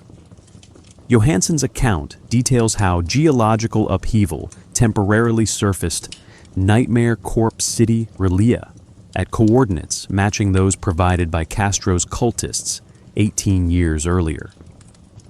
The crew encountered Cthulhu directly. Johansen describes entity miles high, with octopus-like head, whose face was a mass of feelers, a scaly, rubbery-looking body, prodigious claws on hind and fore feet, and long, narrow wings behind. The prophetic fulfillment here is partial and temporary. Cthulhu emerged briefly when conditions aligned. The stars came right, the city surfaced, but the alignment wasn't complete. When Johansen rams his yacht into Cthulhu, the entity reforms instantly from its scattered matter, but Relia sinks again before Cthulhu can escape permanently. This establishes crucial prophetic principle. The awakening will recur.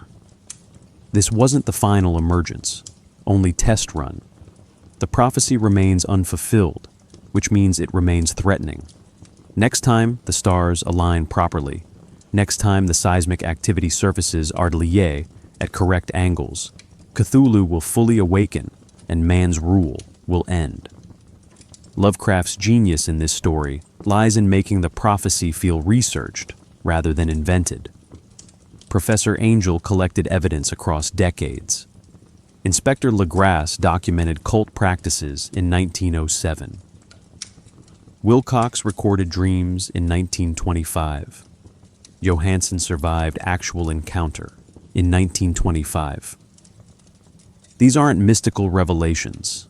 They're data points. The prophecy emerges from pattern recognition. Worldwide cult practices, sensitive individuals dreaming simultaneously, geological event coinciding with dreams, entity matching descriptions from separated sources. Any scientist examining this evidence would reach same conclusion. Something real is being detected by multiple observers through different mechanisms.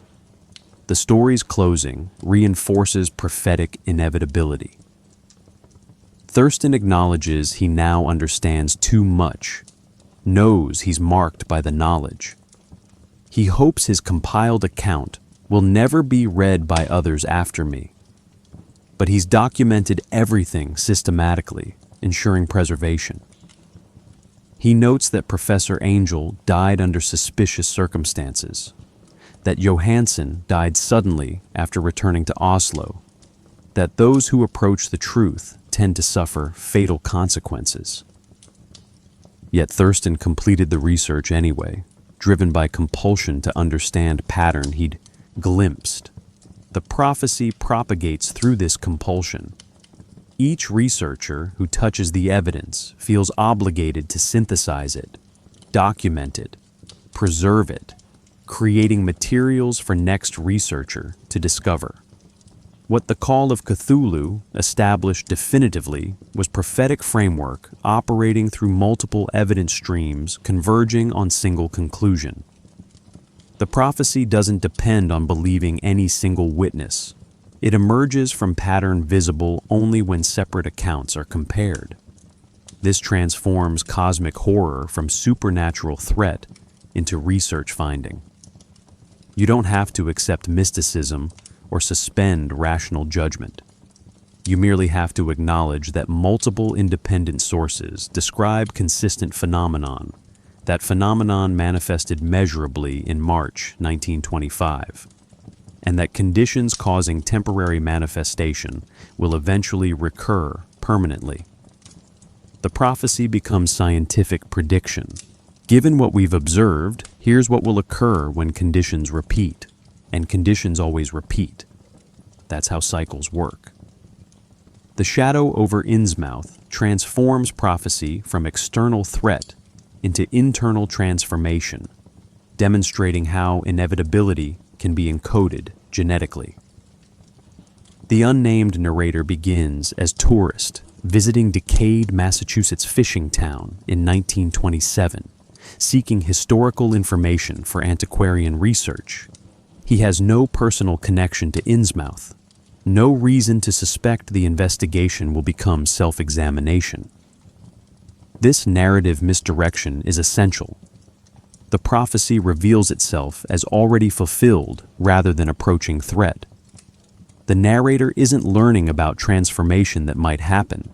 He's recognizing transformation already underway in his own body. The town itself operates as physical manifestation of prophecy partially completed.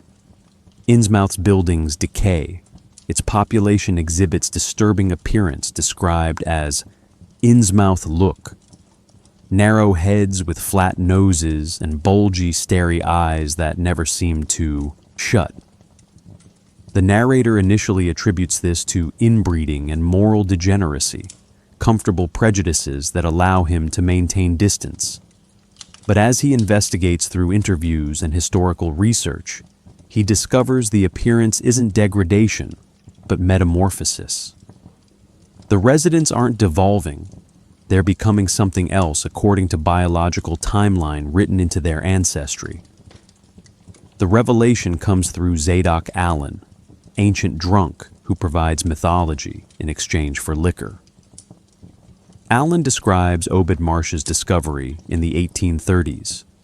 Polynesian islanders who maintained trade relationship with underwater beings called Deep Ones, trading gold and artifacts in exchange for fish and maritime prosperity. Marsh brought this practice to Innsmouth, establishing pact where townspeople would interbreed with Deep Ones, and offspring would undergo transformation in adulthood, eventually joining their amphibious ancestors in submarine cities.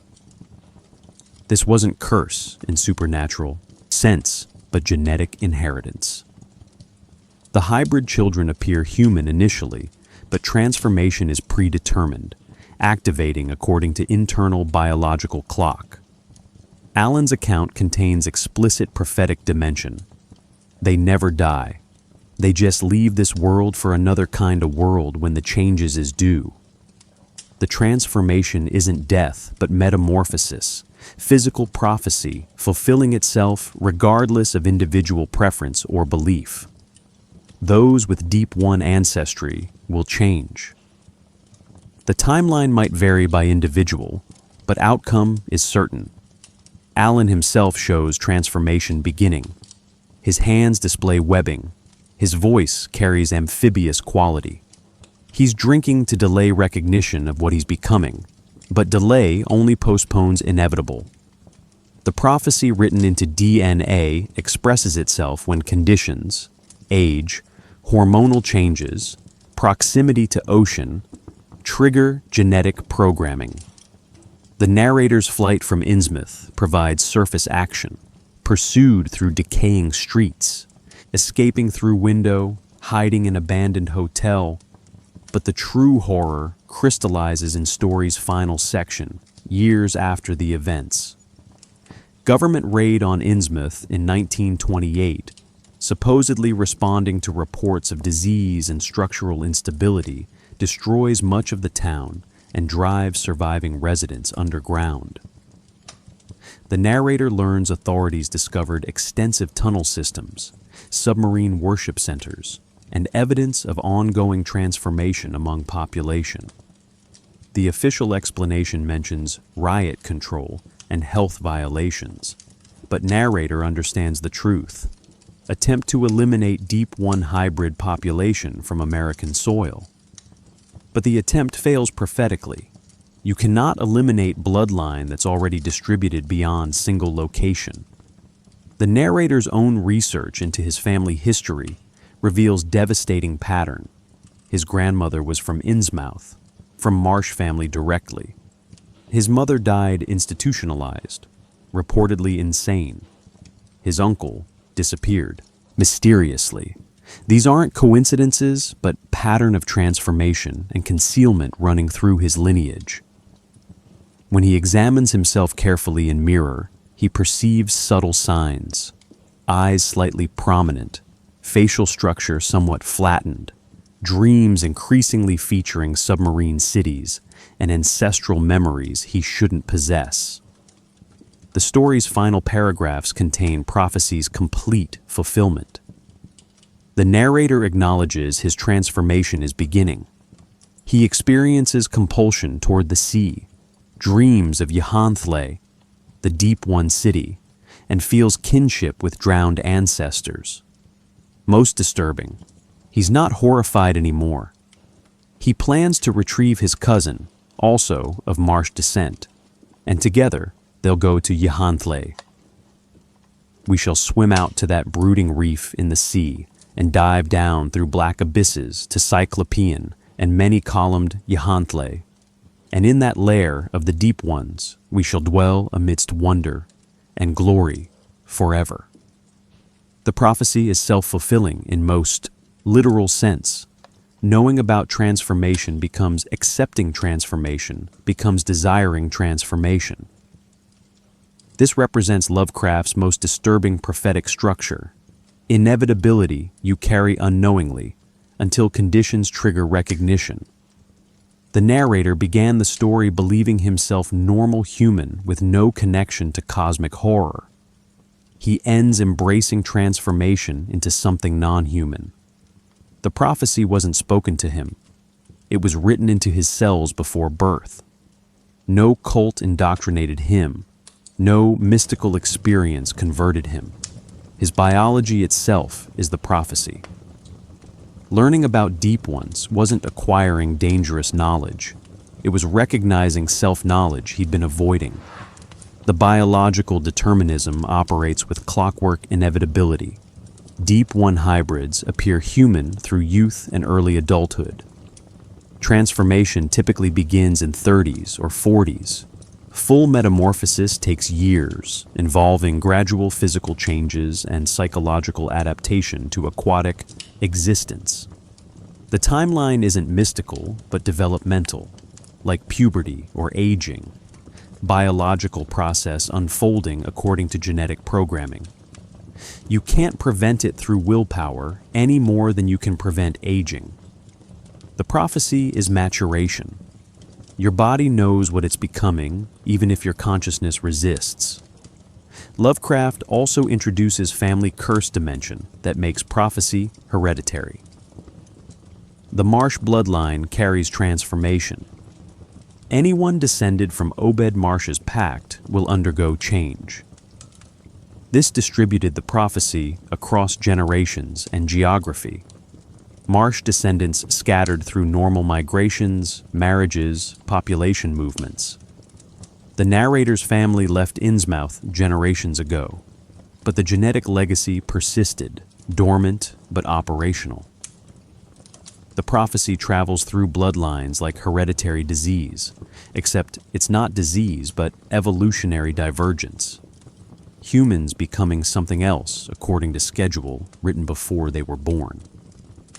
The government raid attempts to interrupt the prophecy through violence, but the story's closing suggests futility. You cannot eliminate bloodline through raiding single town. The hybrids are already distributed. The transformation will continue wherever Deep One ancestry exists.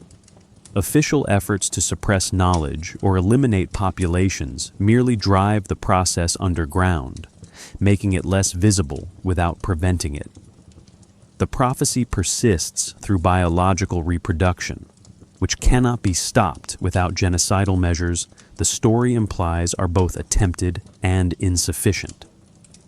What makes the Shadow Over Innsmouth particularly effective as prophetic narrative is how it collapses distance between observer and phenomenon. The narrator isn't researching external threat.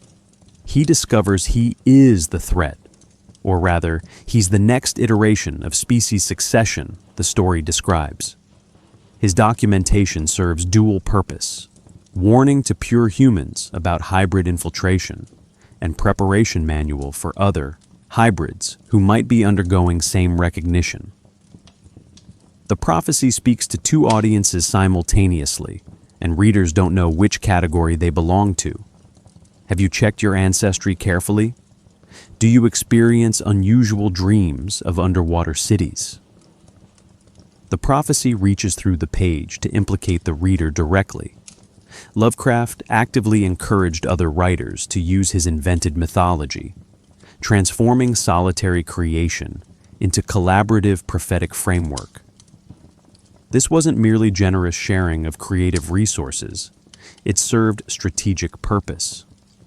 When multiple authors independently reference the same entities, texts, and prophecies, those inventions stop feeling like fiction and start resembling shared access to underlying reality. The Necronomicon becomes more plausible when Robert E. Howard mentions it in his stories, when Clark Ashton Smith includes it in different cosmic context, when Robert Bloch incorporates it into his narratives. The prophecies gain credibility through distributed attestation.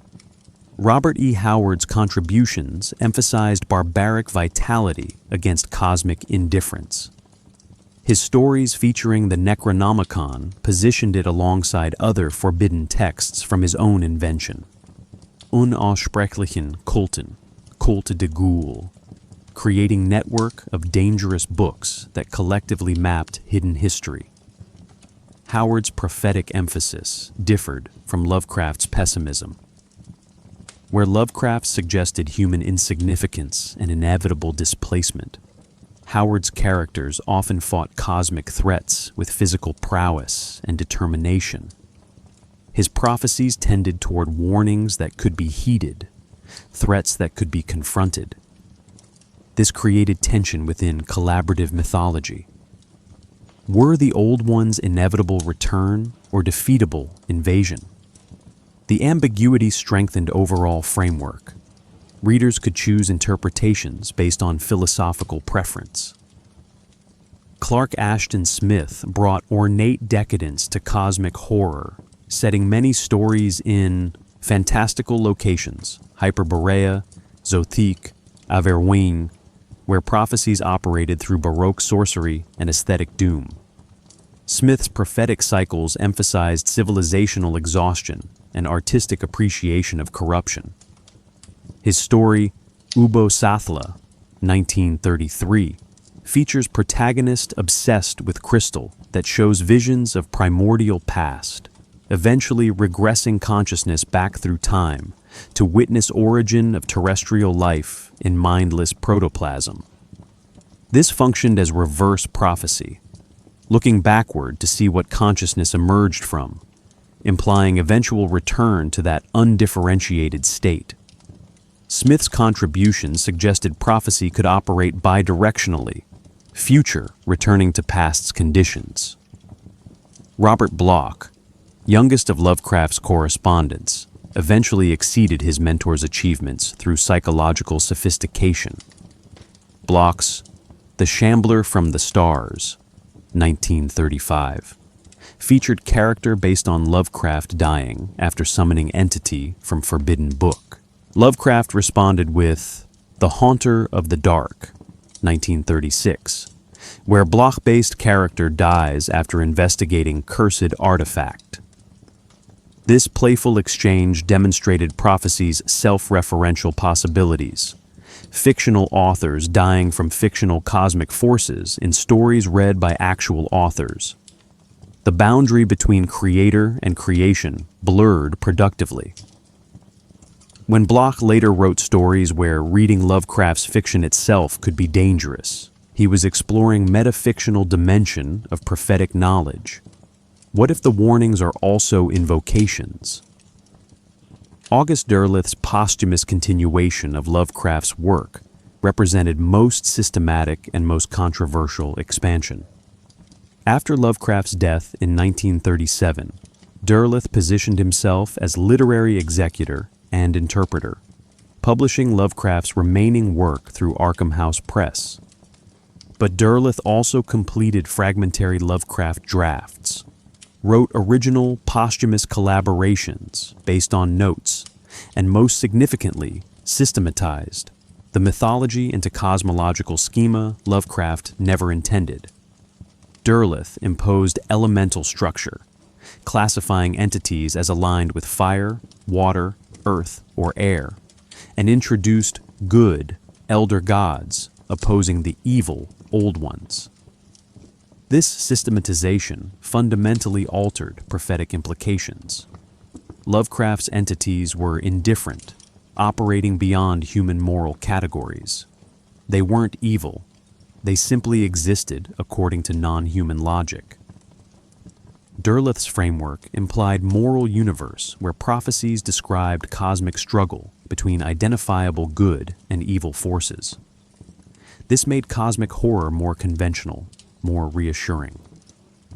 If elder gods oppose old ones, humans might have allies. Prophecies become less inevitable, more conditional. This contradiction reveals tension in collaborative mythology. Does systematization strengthen mythological coherence or dilute original vision's disturbing ambiguity? Later writers divided between Derleth's systematization and returned to Lovecraft's ambiguous cosmicism. Ramsey Campbell's early work followed Derleth's schema, but gradually rejected it, developing more psychologically complex cosmic horror, where prophecies emerged from human perception rather than external cosmic structure. Campbell's The Inhabitant of the Lake, 1962, revised 1964, featured Lovecraft-style forbidden knowledge but grounded horror in protagonist's psychological deterioration rather than objective entity manifestation. This suggested prophetic dread might be subjective, not necessarily false, but filtered through unreliable consciousness. Brian Lumley's Titus Crow series, 1971 to 1989, embraced pulp adventure elements, featuring heroes who actively fought old ones using occult knowledge and dimensional technology. Lumley's prophecies became plot devices, enabling heroic action rather than inevitabilities crushing human agency. This represented deliberate inversion of Lovecraft's fatalism.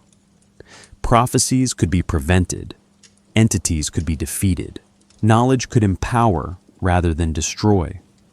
This approach proved commercially successful but philosophically opposite to source material, replacing cosmic insignificance with human competence, existential dread with adventure optimism. Colin Wilson's The Mind Parasites, 1967, and The Philosopher's Stone, 1969, incorporated Lovecraftian elements into framework of consciousness evolution. Wilson argued that cosmic horror's entities represented unconscious forces that humans could potentially master through expanded awareness. His prophecies suggested not doom, but transformation, humanity evolving to cosmic consciousness that would enable coexistence or transcendence. This optimistic reinterpretation positioned Lovecraft's horrors as evolutionary challenges rather than inevitable doom. The prophecies described hurdles to overcome, not fate to accept. The role-playing game Call of Cthulhu, 1981, designed by Sandy Peterson, represented significant prophetic framework expansion through interactive medium. The game structure requires balance between Lovecraft's fatalism and player agency. Characters must be able to act meaningfully, or gameplay becomes futile. But outcomes must remain consistently threatening, or horror dissipates.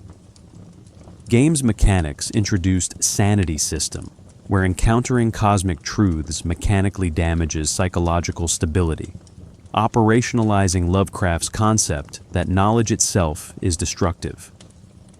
Prophecies in game scenarios function as investigation targets where players gather clues while their characters deteriorate, racing cognitive collapse against completion of research.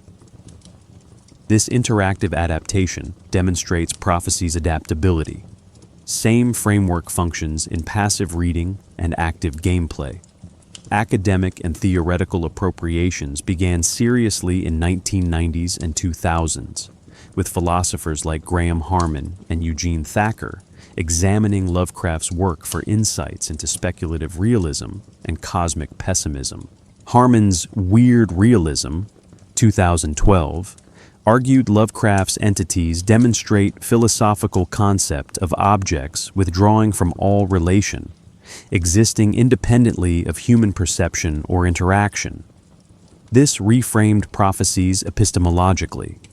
They describe objects that exist regardless of being perceived, and human comprehension struggles because consciousness evolved to perceive relations, not withdrawn objects themselves. The prophecy isn't prediction, but description of reality that precedes and will survive human meaning-making. Contemporary writers like Caitlin R. Kiernan and Laird Barron returned to Lovecraft's ambiguous cosmicism while adding literary sophistication Lovecraft's prose sometimes lacked. Kiernan's work emphasizes paleontological, deep time, and evolutionary contingency, positioning prophecies as misinterpreted natural processes, humanity reading meaning into patterns that simply exist.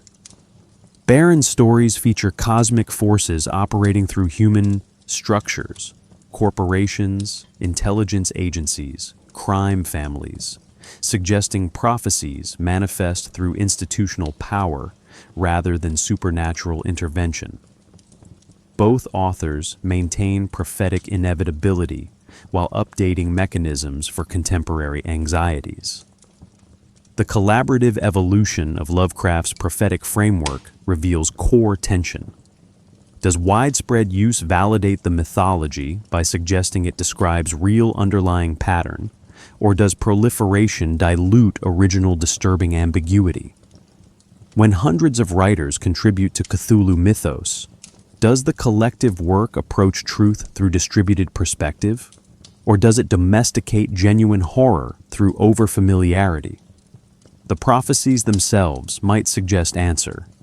If they describe cosmic patterns indifferent to human interpretation, then human elaborations, contradictions, and systematizations don't affect underlying reality.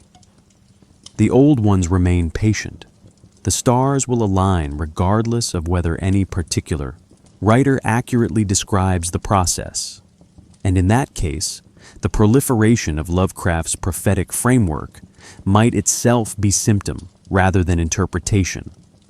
Writers repeatedly drawn to articulate pattern they sense but cannot fully comprehend, each adding fragment to incomplete picture that remains incomplete because human cognition cannot contain it whole.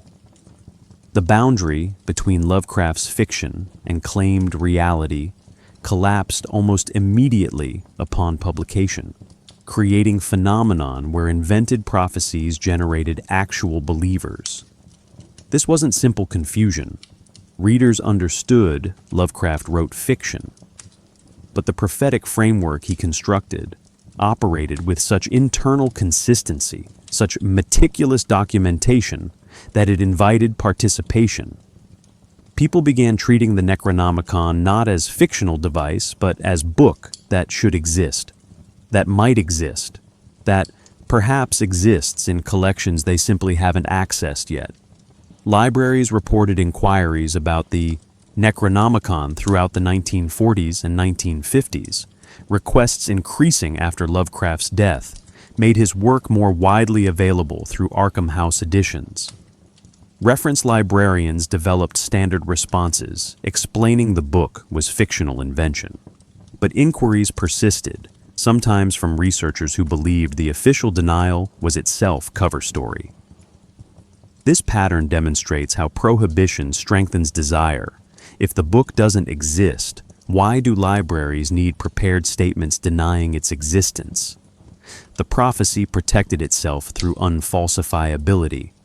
Absence of evidence became evidence of suppression. The first actual Necronomicon hoax appeared in 1973 when Owlswick Press published edition claiming to be translation of original Arabic text.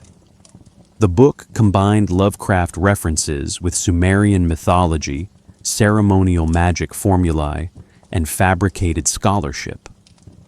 Author Simon later acknowledged the book was compilation rather than translation, but by then it had sold hundreds of thousands of copies. Readers used it for actual ritual work, treating Lovecraft's invented prophecies as operational magical system. This created recursive loop. Fictional prophecies generated hoax grimoire, which generated real magical practice, which generated testimonials about effectiveness, which validated prophecies for new practitioners. The coordinates for eerily, 47 degrees 9 minutes south, 126 degrees 43 minutes west, generated particular fascination because they could be investigated. Throughout 1990s and 2000s, maritime enthusiasts periodically announced plans to visit the coordinates. None found Sunken City, which believers interpreted not as disproof, but as confirmation. The city surfaces only when stars are right. The prophecy becomes unfalsifiable through its own conditional structure. You only find Rillier when conditions allow, and if you don't find it, conditions weren't right. Internet culture amplified this blurring tremendously. Websites emerged in mid-1990s, presenting Lovecraft's mythology as suppressed history rather than fiction. The 1997 detection of bloop, unexplained ultra-low-frequency underwater sound, detected by NOAA, was immediately linked to Cthulhu by online communities, despite NOAA's eventual explanation involving icequakes. The sound's origin point was relatively near Relia coordinates, close enough for believers to cite as corroborating evidence. Contemporary conspiracy theory communities treat Lovecraft's work with peculiar reverence, sometimes positioning him as whistleblower who disguised truth as fiction for protection. The prophecies become intelligence leaks. When the stars are right gets analyzed as astronomical calculation that could be decoded with proper expertise. The 2012 phenomenon intersected significantly with Lovecraftian prophecy. Online forums discussed whether December 21, 2012 might represent stellar alignment referenced in Lovecraft's work. When date passed without incident, believers recalculated rather than abandoning the framework. The role of modern occult practice deserves attention here. Chaos magic traditions, emerging in 1970s Britain, explicitly acknowledged using fictional entities in magical work, arguing that belief's intensity matters more than ontological status. Lovecraft's entities became popular within this framework, precisely because they were acknowledged fictions. But this created feedback loop. Treating invented prophecies as operational magical system generates subjective experiences that practitioners interpret as validation, which encourages continued practice. What unifies these phenomena is how Lovecraft's prophetic framework proved more durable than intended. The framework's internal consistency, its detailed documentation, its distribution across multiple stories made it function as actual mythology. People calculate when Cthulhu might rise, investigate claimed sightings, incorporate prophecies into spiritual practice. The prophecies escaped their fictional container because they articulated anxieties and desires that transcend fiction.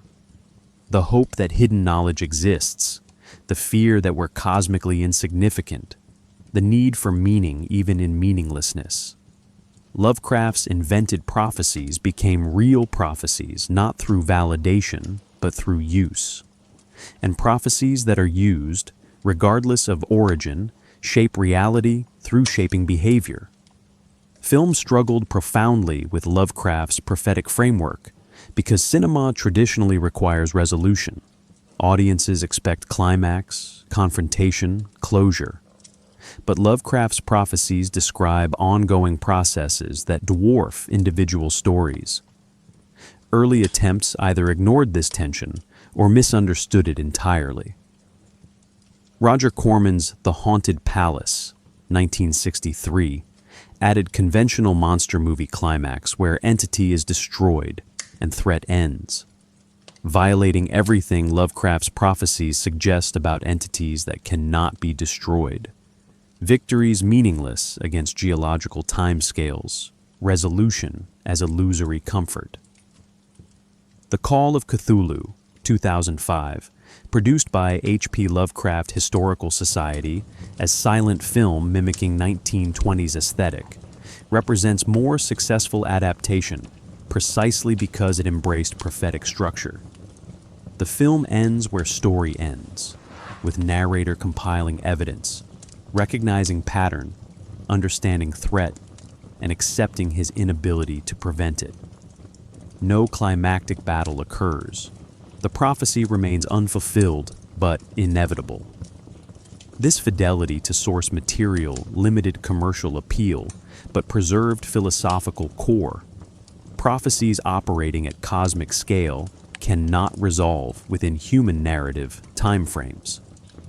John Carpenter's In the Mouth of Madness, 1994, while not direct Lovecraft adaptation, captures prophetic essence more effectively than most explicit adaptations. The film concerns fictional horror author whose books apparently cause reality itself to conform to their narratives.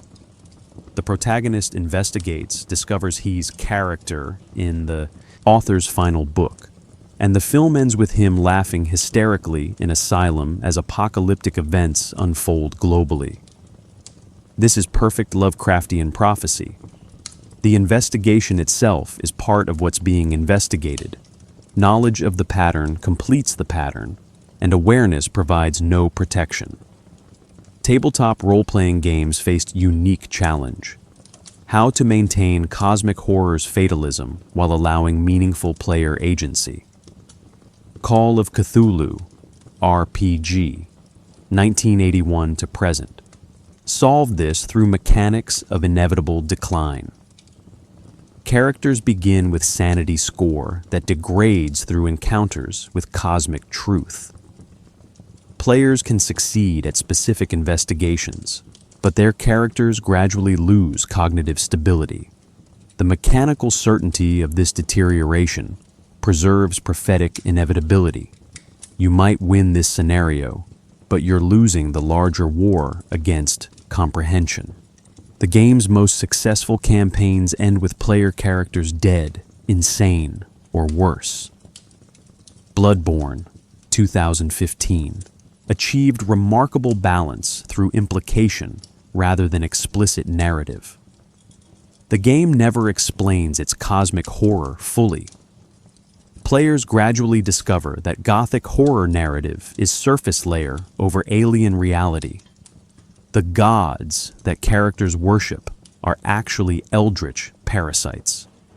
Humanity itself is larval stage of something incomprehensible, and player characters' hunt through Nightmare City is itself part of transformation rather than resistance to it.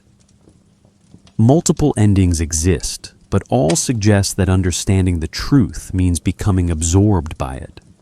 The prophecy is something you assemble from fragments, and assembly itself might be part of fulfillment. Music found surprisingly effective medium for Lovecraftian prophecy. Bands like Metallica, The Call of Cthulhu, 1984, incorporated explicit Lovecraft references, but more interesting were bands that absorbed prophetic atmosphere without direct reference. Dark ambient projects like Lustmord and Cryochamber produce hours-long soundscapes evoking deep time, vast spaces, incomprehensible presence. These compositions capture prophetic dread without narrative, pure atmospheric suggestion that something immense operates beyond perception. The music doesn't predict or explain, it evokes. True Detective, Season 1, 2014, demonstrated how Lovecraftian prophecy could permeate mainstream television through aesthetic and philosophical suggestion. The series' philosophical framework, time as flat circle, consciousness as trap, investigation leading toward truth that might be worse than ignorance, articulated cosmic pessimism. Lovecraft dramatized through horror narrative. The show's resolution felt incongruous with its philosophical dread, suggesting that even successful adaptation cannot fully reconcile Lovecraft's prophecies with entertainment medium's demand for closure. Podcasts emerged as perhaps ideal medium through the Magnus Archives, 2016 to 2021, horror anthology structured as Statement Archive. The series A Hope to Besitz gradually revealed pattern. All stories connected to entities representing fundamental fears. Prophecies existed describing apocalyptic ritual. An archivist protagonist was unknowingly documenting his own corruption. The medium's serialized nature, audio-only format, and ability to sustain narrative across 200 episodes allowed prophetic structure to develop properly. The entities weren't defeated, the apocalypse occurred. The prophecy fulfilled itself through documentation meant to prevent it. The challenge across all adaptations remains fundamental. Can prophetic framework that denies human agency function in entertainment media that require protagonists and resolution? Most adaptations compromise, providing conventional narrative structure while gesturing toward cosmic indifference. Lovecraft's actual prophecies offer no such comfort. They suggest that what happens will happen regardless of resistance, that comprehension provides no protection. This is psychologically difficult, material that commercial entertainment typically softens, prophecy that cannot be prevented, knowledge that cannot be unlearned. These don't provide catharsis. They provide recognition.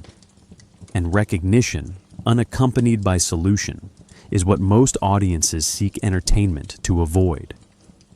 The philosophy known as speculative realism appropriated Lovecraft's work as thought experiment rather than fiction, treating cosmic horror as serious investigation into objects' existence, independent of human perception. Graham Harmon's Weird Realism, Lovecraft and Philosophy, 2012, argued that Lovecraft's entities demonstrate objects withdrawing from all relation. They exist regardless of being observed or categorized. This reframes prophecies epistemologically.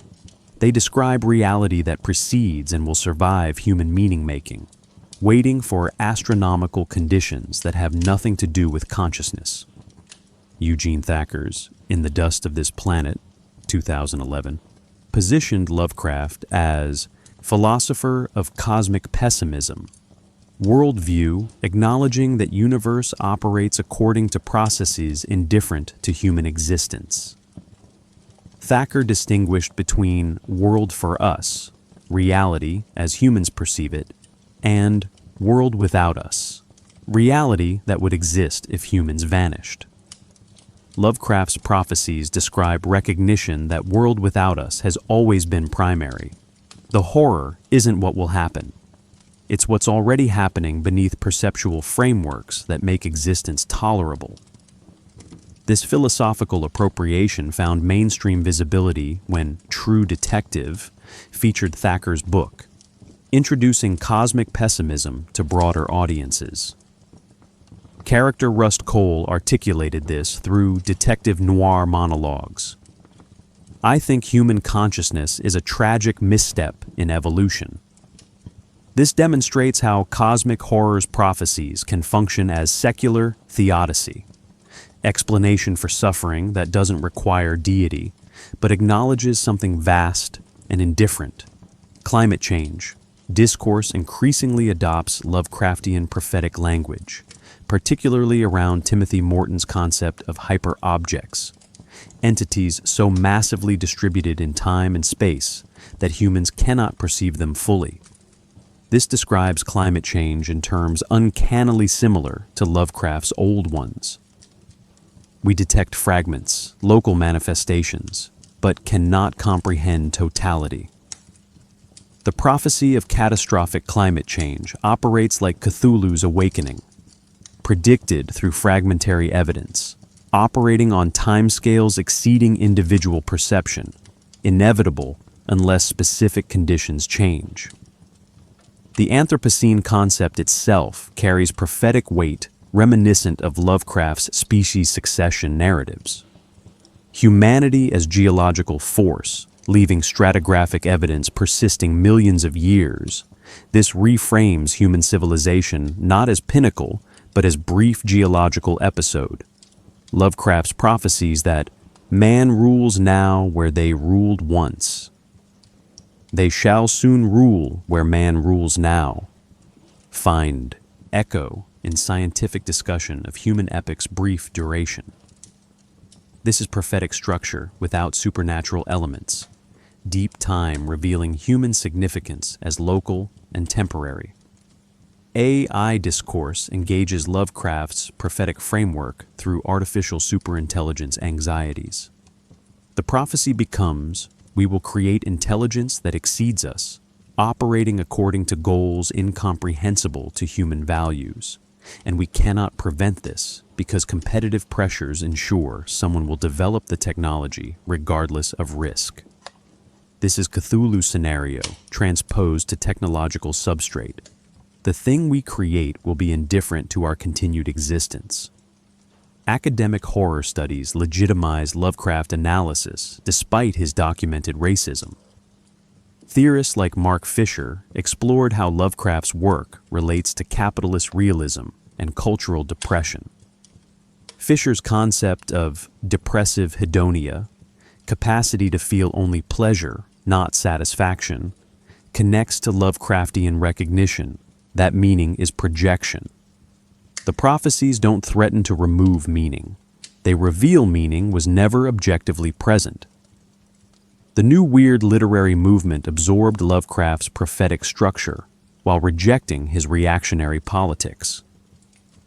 Jeff Vandermeer's Southern Reach trilogy features Area X, zone where reality operates according to non-human logic, where humans who enter are transformed according to incomprehensible pattern, where the border advances slowly but inevitably.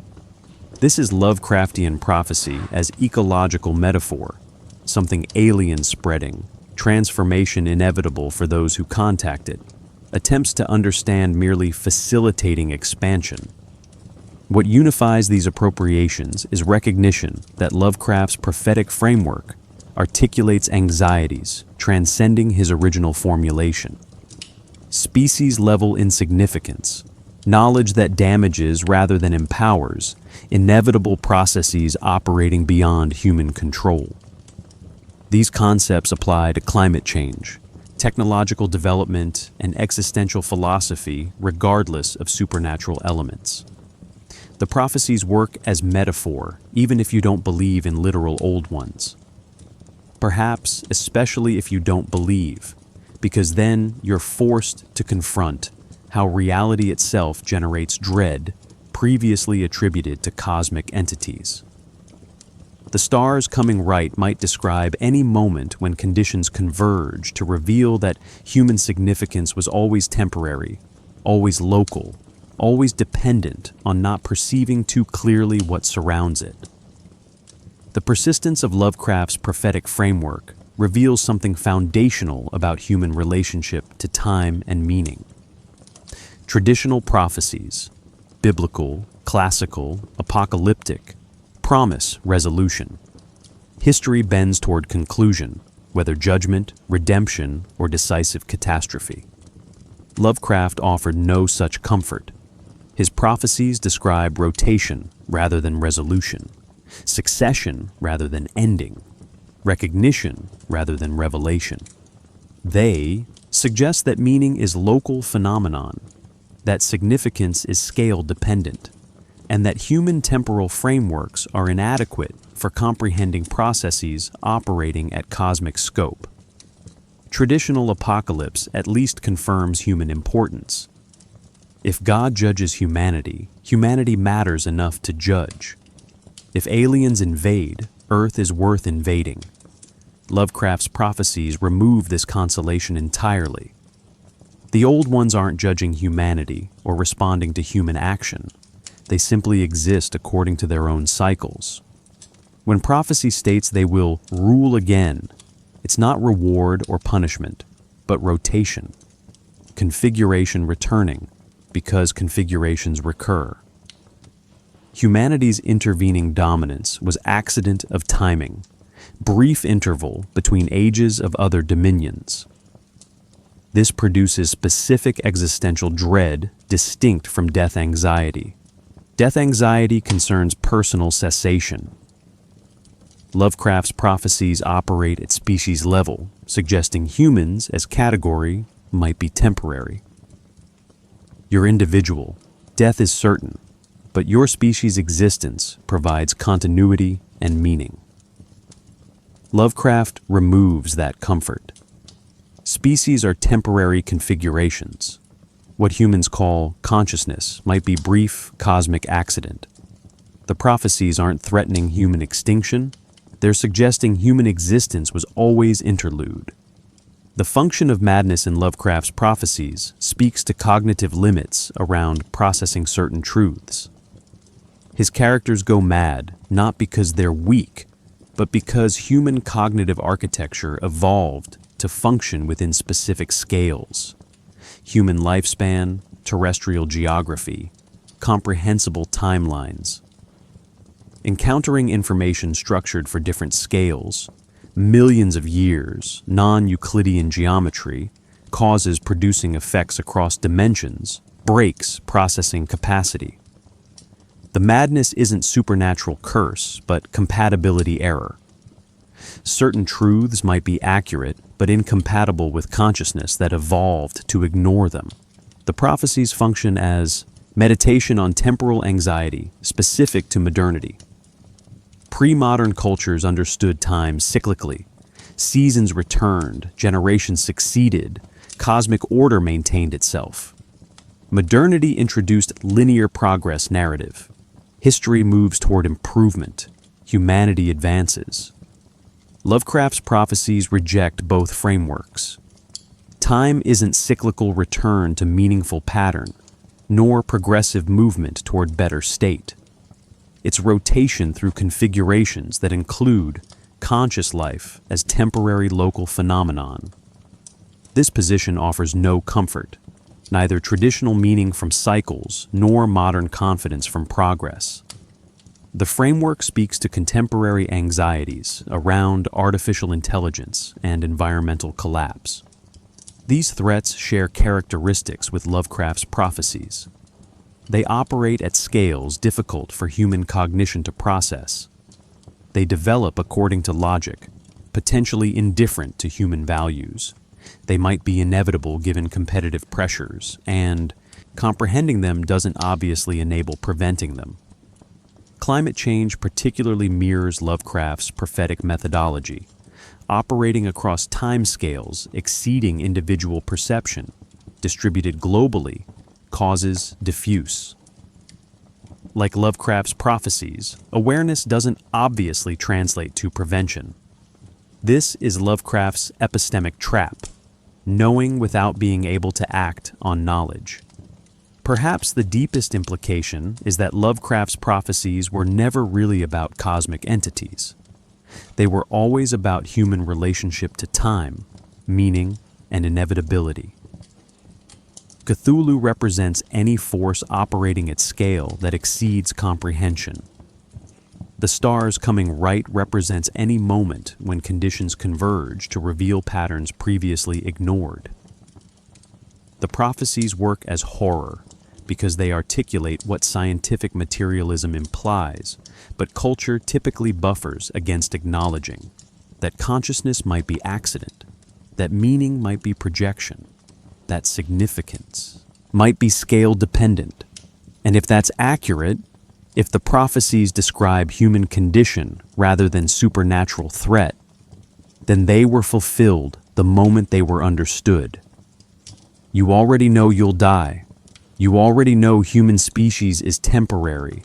You already know universe operates indifferently to your values. Lovecraft's prophecies don't predict these truths. They force you to feel their implications. The horror isn't what's coming. The horror is recognizing it was always already here, that the prophecy is describing present reality more accurately than comfortable illusions you usually maintain. The stars were always right. You just weren't looking at them clearly. And now that you've seen, you cannot unsee.